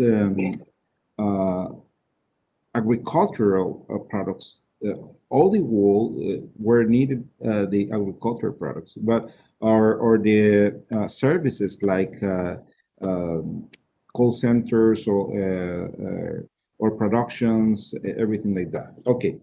But talking about our plans for recovery, our strategy, as the Minister of Economic mentioned, it's based on a very clear strategy, but just try to give you these three main directions. It's recover and generate more jobs. The government's working on that very hard, and what we are doing is trying to make to promote the investments in our country. We recently adjust our free zones law to make it more wider and more attractive for investments. That leads me to the second point, is that attract more investments. The way that we are doing it's that we are inviting companies. That's I want to take this opportunity to invite. We're going to host in November very big summit of investment in Guatemala. If there are any CEOs here that can join us, that want to join us in this summit event in November, they are more than invited. And the third one, it's to promote the consumption of the Guatemalan produced products. Guatemala is a big market itself. We are 17 million people, and just one short story. 3 years ago, there was a Taiwanese company that they were producing mushrooms in Guatemala, trying to export to the U.S. But the local market was so big for them that they had to delay their plans to export 2 years more, because the local market it was so big for them. My point is that local market in Guatemala is a big attractive also. Thank you very much. I believe Ambassador Rivera is back online. Yes. Director Xu, Yes, welcome. please. Yes, welcome. Welcome back, Ambassador. So please respond to the general question before you left. Okay, so please. Thank you very much. Is it possible to make a test? Are you all listening to me? Yes, good. So good morning, everyone. Thank you for listening. I try to be as brief as possible. I apologize for the little technical inconvenience. As in the first question was about deep integration in Central America. Well, as you may know, due to the COVID-19, our integration process has been slowed down but not stopped. We are working regionally with SICA and CIECA in a post-COVID-19 regional economic plan, and we are focusing on medium and long-term goals for the reactivation of our production sectors. In this part, Honduras and Guatemala are head steering the movement with the customs union, but Nicaragua is also very interested in continuing the negotiations. As Professor Xu said, Nicaragua started in 2019, and well, these things usually take a longer time, but we already have seen a lot of progress with Honduras. I think for the Nicaraguan part in the Central American unification, we're focusing in 3 areas, not only the customs union, but also the free trade zones and the Central American Common Market, which has shown to be for Nicaragua really fruitful and productive. Our strategic vision in the trade policy includes all Central American integration as a fundamental instrument of the economic and social development of our country. And we are eager to highlight our business opportunities to third-party countries. So it's not only for or internal market, but we also, as my minister said, serve as a bridge into the rest of the world. As for the important opportunities and advantages of Nicaragua, Nicaragua is also considered the breadbasket of Central America. It is a vast country with a really strategic geographic position, with a vast land, and then access by sea in the west and the east. And our connectivity makes us a really special place for production and manufacturing, because we have a lot of FTAs with many countries. And for example, our greatest advantage with other Central American countries, I think, it's not only our productivity levels or already established lines of production or already established a higher investment of Taiwanese companies, and also our delivery time is really reduced to up to even 2 weeks from Nicaragua to the United States in the textile sector. I think we're going to have more time to expand on these points of importance in our individual questions. So I leave it to that. But thank you very much for the question. Yes, thank you very much, Ambassador. We will definitely come back to you later. I do have another question for Ambassador Gomez, but I think due to a time constraint, we'll come back to you probably during the Q&A session. But one very quick comment to the mushroom company. You mentioned 2 years ago growing a mushroom in your country. You should encourage them to expand investment instead of delaying their plans to export to the U.S. market. Okay, so I would like to turn to Ambassador Bautista for questions. So Ambassador Bautista, according to your Vice Minister's remark, you also have very strong rebound this year. But last year your economy was affected, but this year showing strong rebound. So again, we would like to know what is the focus and priority of your recovery economic plans, and also your are there any new revised investment plan to attract foreign investment, and also your country in order to promote investment and develop commercial, industrial, and tourism, you have improved your domestic infrastructure. And also, for example, as also mentioned by your Vice Minister, you have combined the seaports and also the international airports, so that your country can serve as a gateway for sea transportation and air transportation for international trade. Would you can you share and elaborate more on this point, so that our companies will know better about your latest development? Ambassador Bautista? Thank you. We have had many improvements to the maritime ports due to concessions. So we have one of the more advanced in the area. We also have this port is in Puerto Cortes. It has a mega port, which means that the goods are inspected and approved by customs of United States in Honduras before they leave, allowing it to be a more immediate importation into the United States.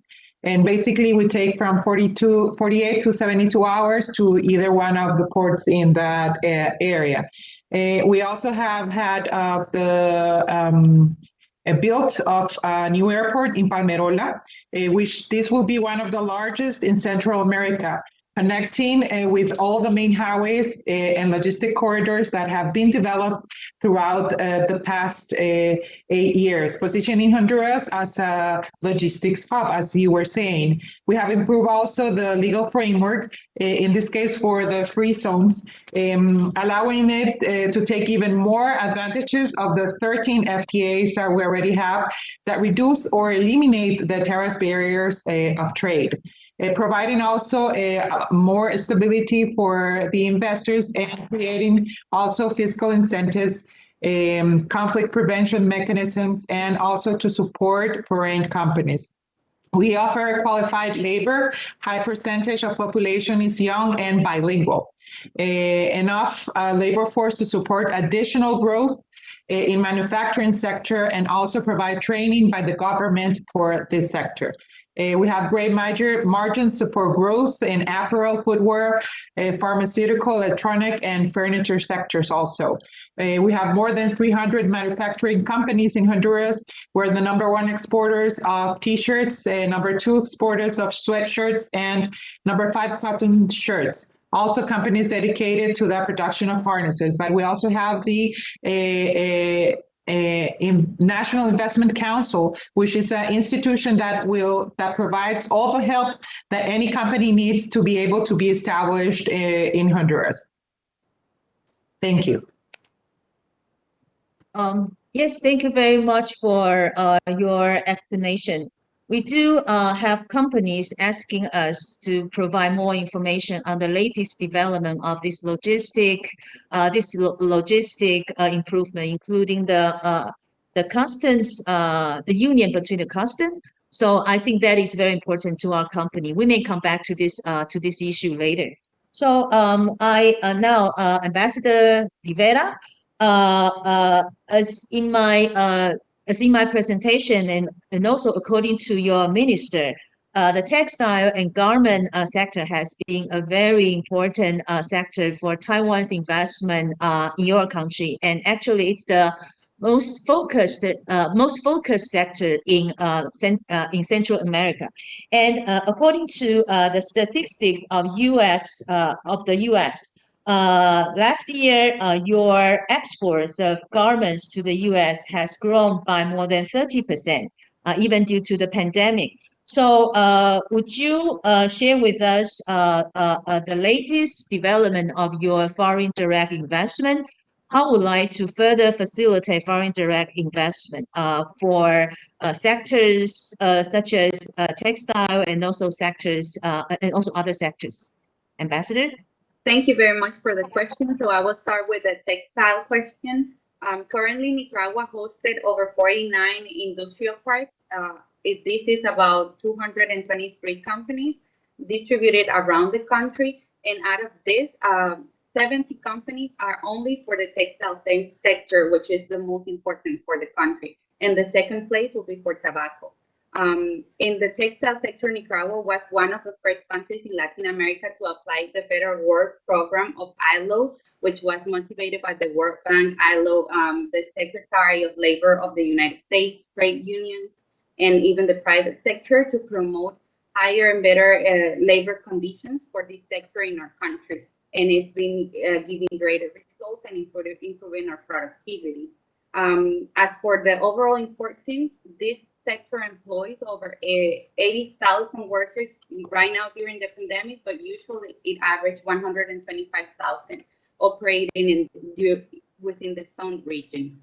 And it represents more than 60% of our exports to the United States, which is why we make use of our FTA to supply with specific yarns and fabrics deemed non-available in commercial quantities in other countries, and the treaty signatories are able to introduce these products duty-free to the United States. Our main advantage in this sector is our labor productivity, which is under international standards of around 70%, but some companies, even Taiwanese companies well established in Nicaragua, have reached 85% and are recognized around the world for having one of the fastest delivery times. It is normally 52 to 60 days from the order placing to the shelves in the United States.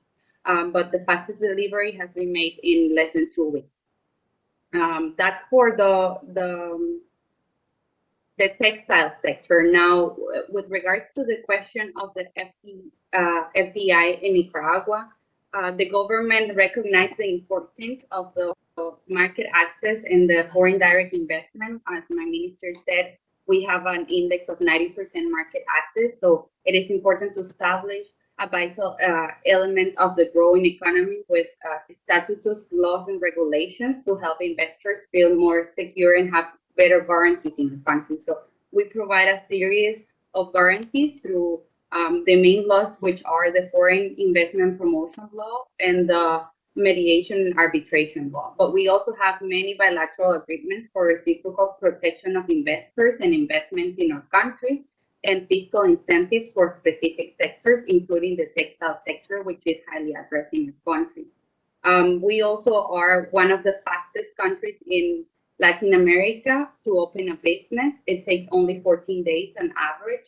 And many reforms have been implemented to streamline this process since 2003, I think. And it concentrates on accelerated investment process. To give you a quick example of how this has been changing the investment methodology in our country, just last month we have an update of the Commission of Free Zones in Nicaragua, saying that in just the first half of 2021, Nicaragua received and established 3 new foreign investments. These foreign investments come from, as you say, we just started implementing the Korean treaty, the Korean FTA. So this foreign investment come from Korea and North America, and they amount to up to $10 million and employ 1,300 people and direct jobs in textile and tobacco sector just in these first 6 months. And between the last 2 years, we have 11 other companies well established and installed in our country. So even during the pandemic, Nicaragua became one of the best destinations for the relocation of the supply chain in the world and in Latin America. And we're really happy to announce that and keep inviting all the companies, especially Taiwanese companies, to invest in our country, because we have the experience and we have many Taiwanese that can tell people about their experience in our management through the government, which is always backing up these companies and helping them throughout the whole process. Thank you. Okay, thank you very much, the ambassador, for your response to different questions. I think we will move to a Q&A session. So, Andy. Yes, Director Xu, very, very wonderful discussion we had between you and our Excellencies, 3 ambassadors. Now, as directed by Director Xu, we will move on to the Q&A session. Now, I would like to remind our audience to please text your questions, and then Director Xu will pick them out. Andy will ask the questions, and Director Xu will decide who to answer. Okay, now, Director Xu and our Excellencies, ambassadors, I have 3 questions. Question 1 is, now, for these 3 wonderful countries in Central America, what are the main export items? Which country are they exported to? And what are our 3 countries, wonderful countries, what are our import items? And where are the import coming from? And are there tariffs? Are there tariffs involved for import and export from our 3 wonderful countries? Director Xu, you decide who to answer first.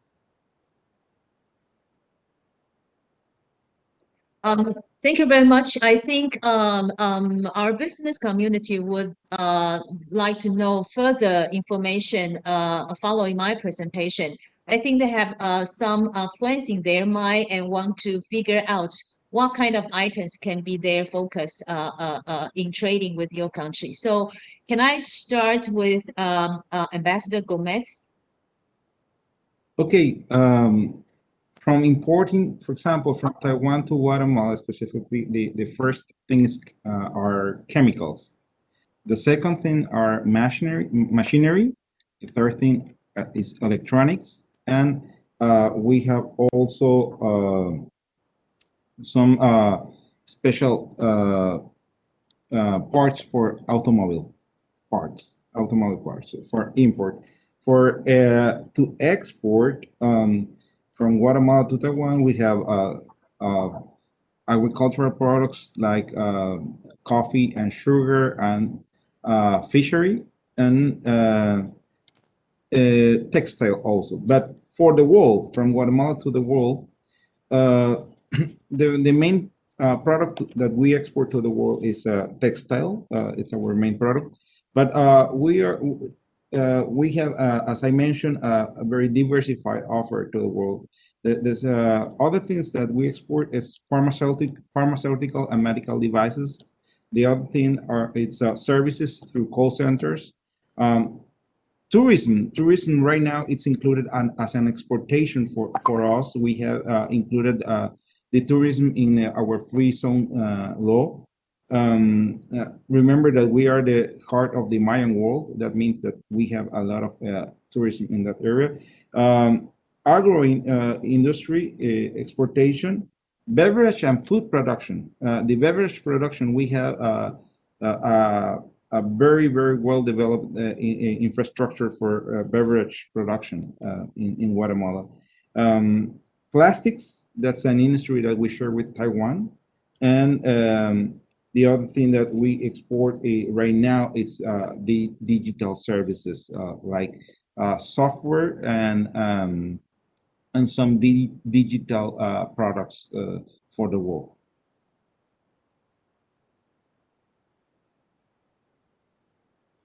Okay, thank you very much, Ambassador Gomez. So I wonder, Ambassador Bautista and Ambassador Rivera, do you like to add information to the question? Yes, So yes, I would. Bautista, please. Yes, basically Honduras, as you saw in the presentation, has a lot of textile manufacturing. It has a very robust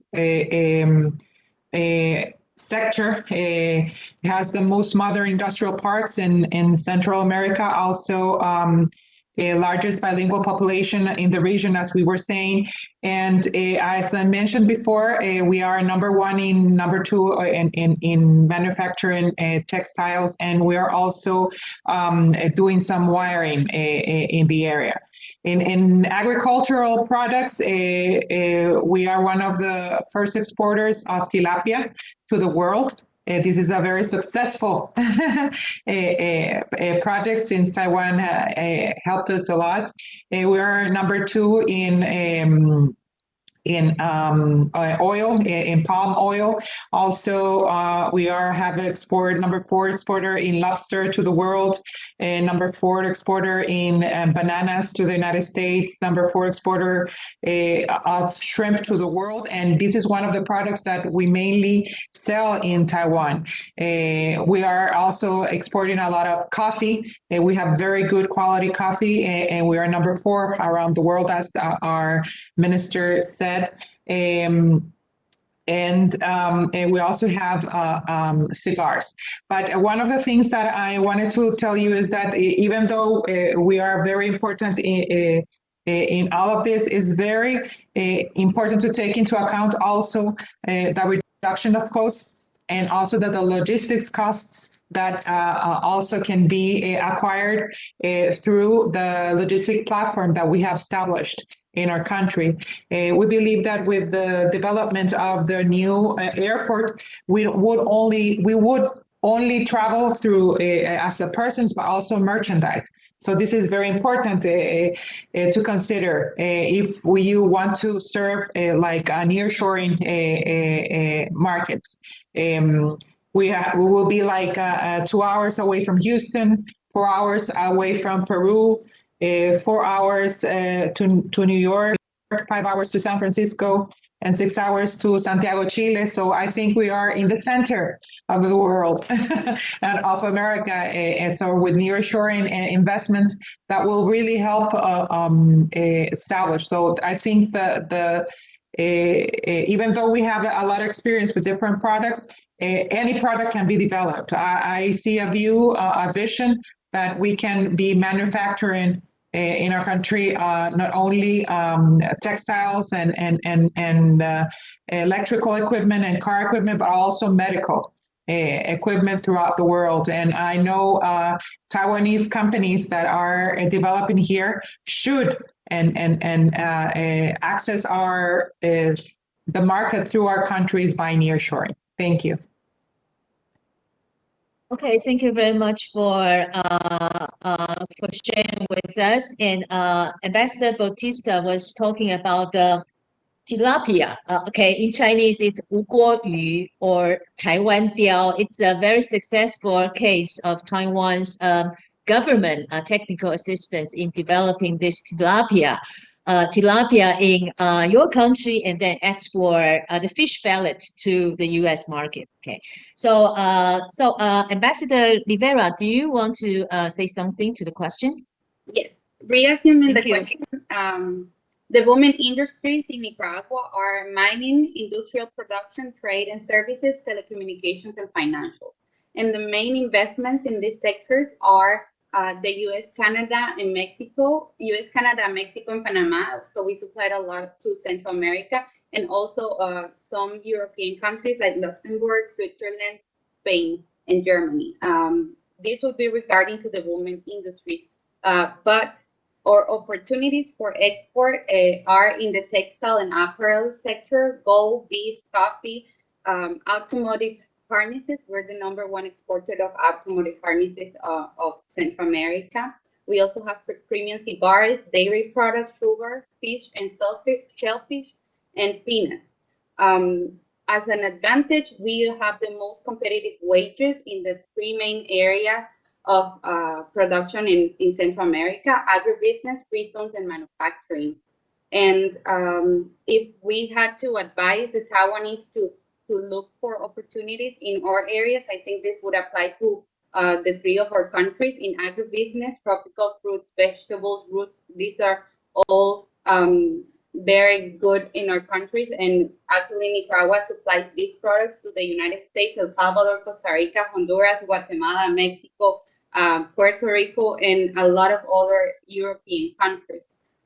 We also work a lot, and Taiwanese companies are investing in light manufacturing in Nicaragua, and the export of machinery for the production of light manufacturing is one of the main exports of Taiwan to Nicaragua.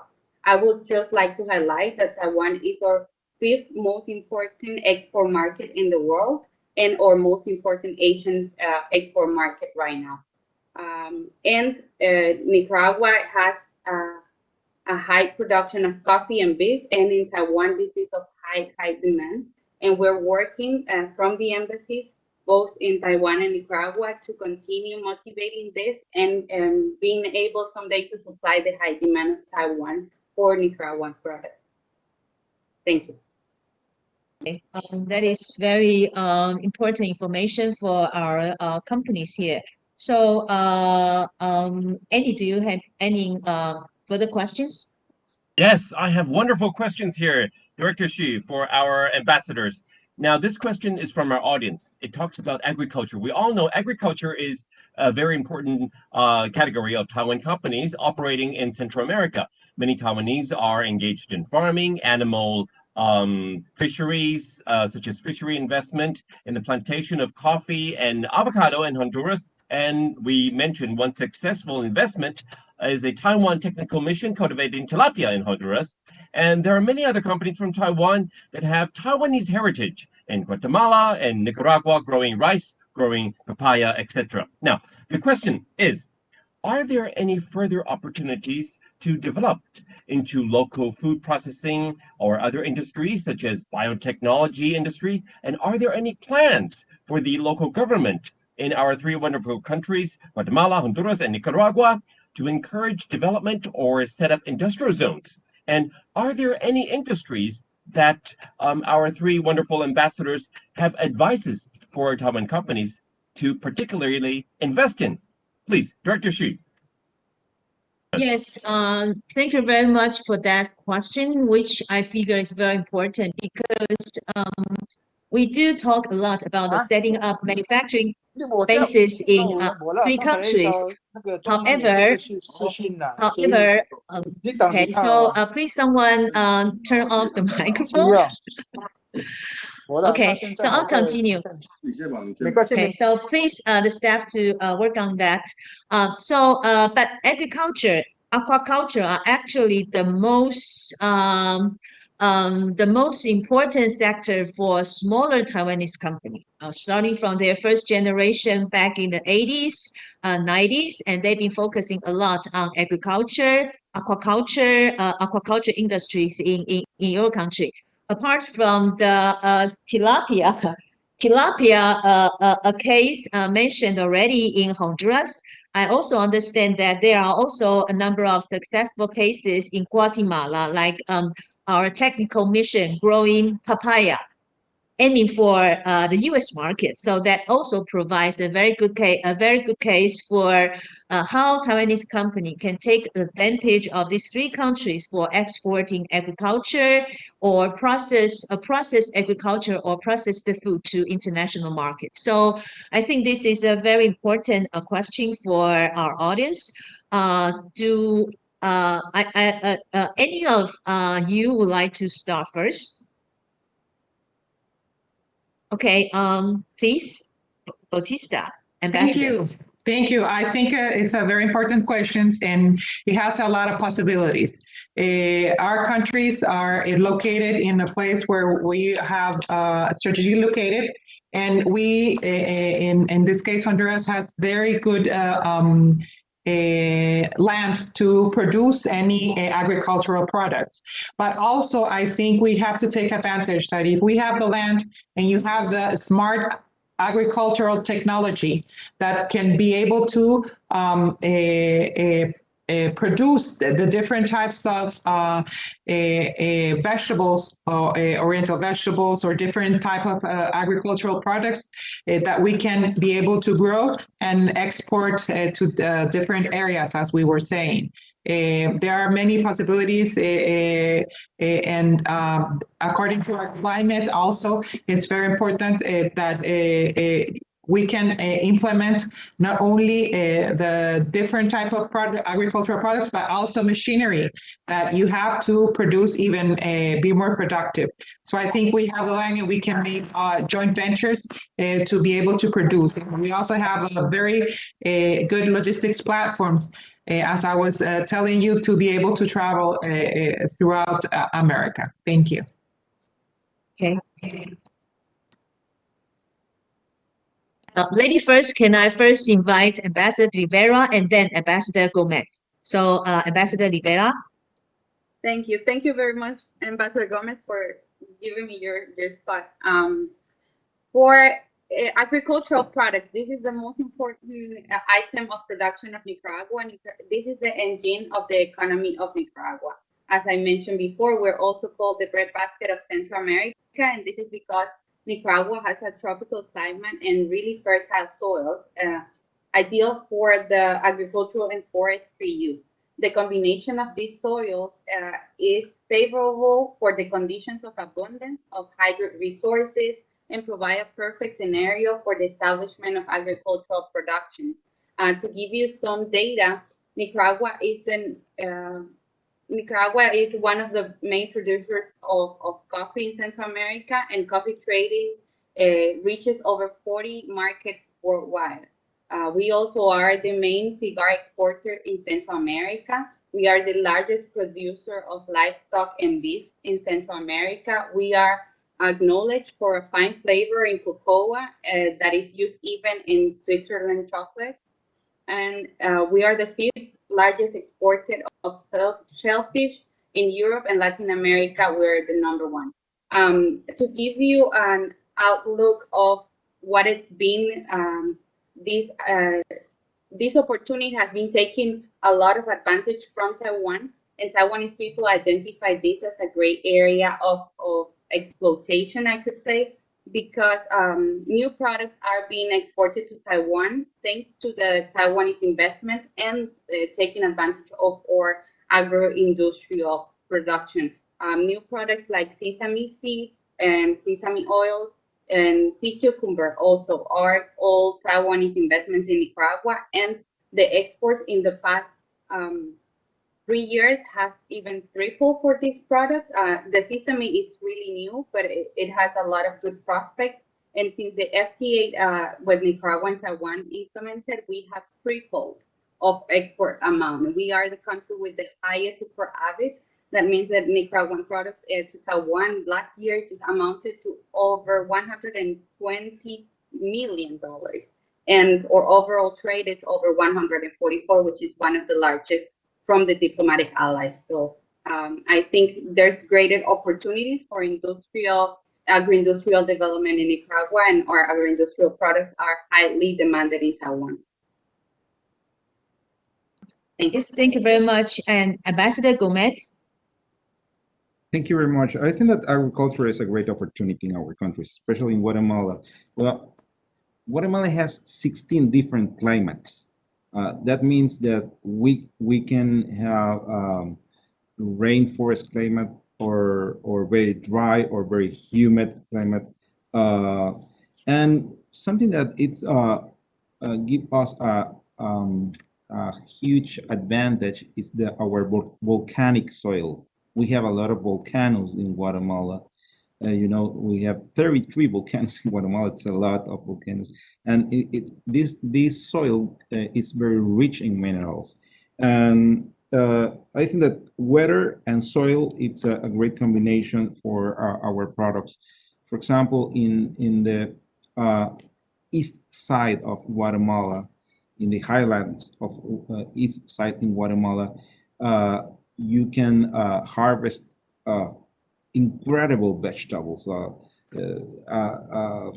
Carrot in Guatemala, the size of the carrot could be 3 times the size of a normal carrot because the soil is so rich. And the other one is aquaculture, as you mentioned. We have a very good experience in both sides with the help of Taiwanese aid. For example, as you mentioned, the papaya in agriculture, but tilapia also in aquaculture. But my recommendation to the Taiwanese company is to, if you have very rich soil, very good climate, and you can add technology and innovation to this process, and my recommendation is to add value to these products. If you can add value to these products, you can send it or sell it in a good market like American market or European market. A good example of this is our flowers. Flowers like orchids. Here in Taiwan, you are very good production. You have very good technology to produce orchids. But Guatemala is a great market, to produce orchids. Actually, we have a lot of companies from Netherlands that they are producing orchids in Guatemala, and they are sent it to United States but they are not just sending the orchids itself. They are doing powder, cosmetics, and other things with the orchids. That's why I mean that a great opportunity is to produce in Guatemala and to transform it to add value to sell these products to other markets. Well, that is really very important information, because I know we do have private company investing in orchid in Paraguay. In Paraguay, it's a different country, and also we see in the last couple of years, our company try to, as you mentioned, add more value to the agriculture sector. For example, we have companies in Honduras. Exploring the sea cucumber. Okay, sea cucumber in Taiwan or in Chinese market is very important. It's high value added product, and then they are thinking about how to take advantage of this special marine resources in your country to develop into biotechnology product. I think that is a very important direction. And also we have companies growing avocado also in Honduras. And Ambassador Rivera mentioned about the sesame, which is a very successful project, 芝麻, introducing your very good quality sesame to Taiwan market. So these are very new development. I think as long as we provide more opportunity and more business information, agriculture can also explore and boost in your country. And make another important sector for Taiwan cooperation with your country. So I think this information is very important for our audience. So I'll get back to Andy to see whether you have any questions from the audience. Yes, Director Xu. Time is almost up, but I have one more very important question. This question says, what are the plans of our wonderful government in Guatemala, Honduras, and Nicaragua to enhance workers' training and increase technical workers? Director Xi, please. Yes, yeah, that is also very important a question for all of our business community, because you do have very hardworking and young workforce. However, most of our company find it difficult to have more advanced or skilled workers. So, do you have any programs to train or upgrade skills of your workforce so that Taiwan company can further take advantage of this human resource capital for their investment project in the future? So for this question, I'll start with the gentleman, Ambassador Gomez. Thank you very much. Thank you. I think that Guatemala, and I am very proud of that, Guatemala has one of the most technical trained workforce in the region. That's the reason is that we have an institution called INTECAP. This institution, we are very proud of that institution in Guatemala because it's a very well developed training. It's a technical training schools in Guatemala, and Taiwan has supported us a lot of, give us a lot of support to increase that capability. And there are other countries like Korea, Japan, and United States that have helped us a lot for this institution. And this institution is, for example, there has been successful projects from other companies that if they need a special technical skill, they work with INTECAP together and they produce very fast these technical skill people. And as you mentioned, we are the youngest, one of the youngest population in America, and that means in Guatemala we are 17 million people, 17, and 75% of this population is less than 35 years old. That means that we have a great opportunity in that scenario. And just one last data that I think it's very important. There are many companies that wants to be based in Guatemala, especially to transform their products. And right now, every 4 products of each 10, the 40% of all the products that are sold in Central America are from Guatemala. That means that Guatemala has a huge capacity to produce that, and one of the reasons is our workforce. Thank you. Very much. Can I invite Ambassador Bautista? Do you want to add something?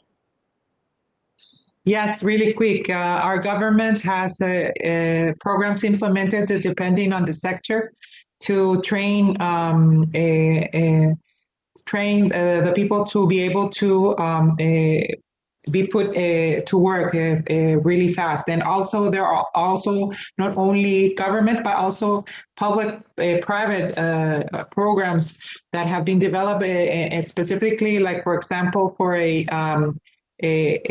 Korean manufacturing company that wants to establish in Honduras. Part of the agreement was to train the amount of people to be able to work. So this training is moving forward for it. So I think our labor programs to be able are very important to be able to train all the people to work at, depending on the sector. Thank you. Ambassador Rivera. Thank you. Well, as for demographics, all our Central American countries are quite similar. As Ambassador from Guatemala said, Nicaragua also has a really, really young population. And Nicaragua, over 76% of the population is under 40 years. And while the government pays a lot of attention to this and the potential of the youth to continue the economic activities and drive the economic activities of the country. So Starting from the education, the government designated the public education expenditure of the GDP for the total GDP to be at 23% just for education, and it's motivating enrollment in public universities to increase skilled labor. Just this year, the past course, we had over 120,000 new enrollments in the university, which is a great item of achievement for Nicaragua. The government also works in a really articulated way to provide citizen entrepreneurs and businesses with the tools and training necessary to reduce costs, to improve production, and to raise the quality of the products of exportation.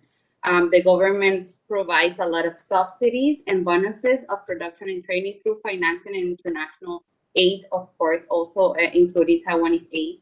And we import a lot of courses to the National Institute of Technical Education, which is the homology institution of the Guatemala Institute of Technical Education that the ambassador was talking about. And we have specific organizations also and commissions for single products and sectors improvement, like the Zero Ossuary program that is only directed for gender equality and financing projects and entrepreneurship of young women. So we are reaching for more technical education, not only one sector, but also taking care of other social programs. The signification of empirical ways of production has been increasing in Nicaragua. And because of this, we also could increase our production levels. Since our products are of high demand in the whole world, this has directly impacted of economic growth. And we had a tendency of increasing economic growth until 2018, when we have the beginning of one of four economic shocks with the failed intent of food. Then we had hurricanes and the pandemic, and still with that, we have good projections of growth for this year, and it's all because we are taking the problem from the root and starting to technify our empirical ways of production. Thank you very much for three ambassadors, all providing very important information on vocational institution, vocational training institution, and also universities, and also other programs. And I believe if our people, our business people, have any further questions, they can either go to three embassies in Taipei, or they can check with our embassies located in three capitals of your three countries. And human resource capital is very important, not only for manufacturing industry, but also for services industry. And also in your country, we need to have more talented people who can handle management issues, and also who can handle the supply chain issues, and not to mention who can handle the digital economy, including the e-commerce and all these kind of things. So I believe that will be a very important sector for both Taiwan to work with your countries in the next few years. So I think we have very fruitful discussion today, and unfortunately we do not have time to allow all questions to be addressed. But I believe three embassies will be more than happy to respond to any further questions. And also for the audience today, we will provide our PPT materials, both in English and also in Chinese for the audience. So if you want to know more about the materials, you can just check with Taitra or MOFA for this version. So I think time is up, and I know it's very late right now in Latin America. So I thank you all who are joining us from the other part of the world. And with all this successful discussion, I would like to announce the adjournment of this webinar. And thank you very much for three ambassadors. And also I see Director Tai. Director Tai, do you want to share anything with us?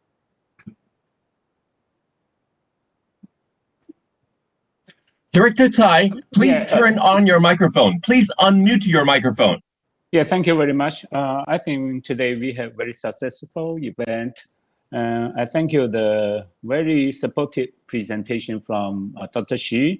Also wonderful remarks and supplement from three ambassadors.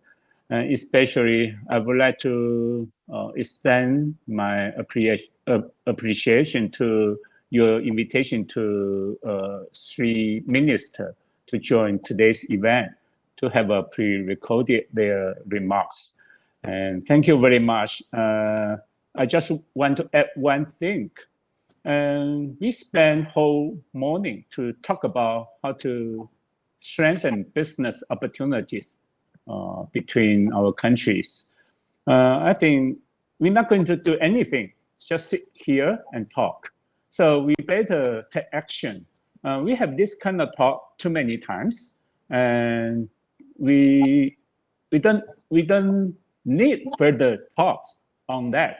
Of course, I welcome any questions or any information you need. MOFA will be very pleased to provide you. But I especially would like to encourage all the businessmen from our countries to take action, start doing business together. And without that, you're not going to make money. Making money is the purpose of today's event for you. And thank you very much for all your participation and all your contribution for today's event. Thank you very much. Thank you very much, Director Tsai. So I do have some questions, but I think I'll leave the question till we meet with ambassadors next time. So I announce the adjourn of the webinar. Andy? Okay, thank you so much, Director Xu, and thank you, Director General Tsai from MOFA, Ministry of Foreign Affairs from Taiwan ROC, and thank you, Ambassador Gomez, muchas gracias, viva Guatemala. Thank you, Ambassador Bautista, muchas gracias, viva Honduras. And thank you, Ambassador Rivera, muchas gracias, viva Nicaragua, viva Taiwan. Taiwan and Guatemala, Honduras, Nicaragua, we are good friends in the past, good friends now, good friends in the future. So, ladies and gentlemen, thank you so much for joining us. As Director General Tsai says, the purpose of this online event is for us to make money, and actions will speak louder than words. Thank you so much, and stay safe, everyone, because COVID-19 is still with us. Take care of yourself, take care of your family, and we'll see you next time. Thank you so much, everyone. Thank you.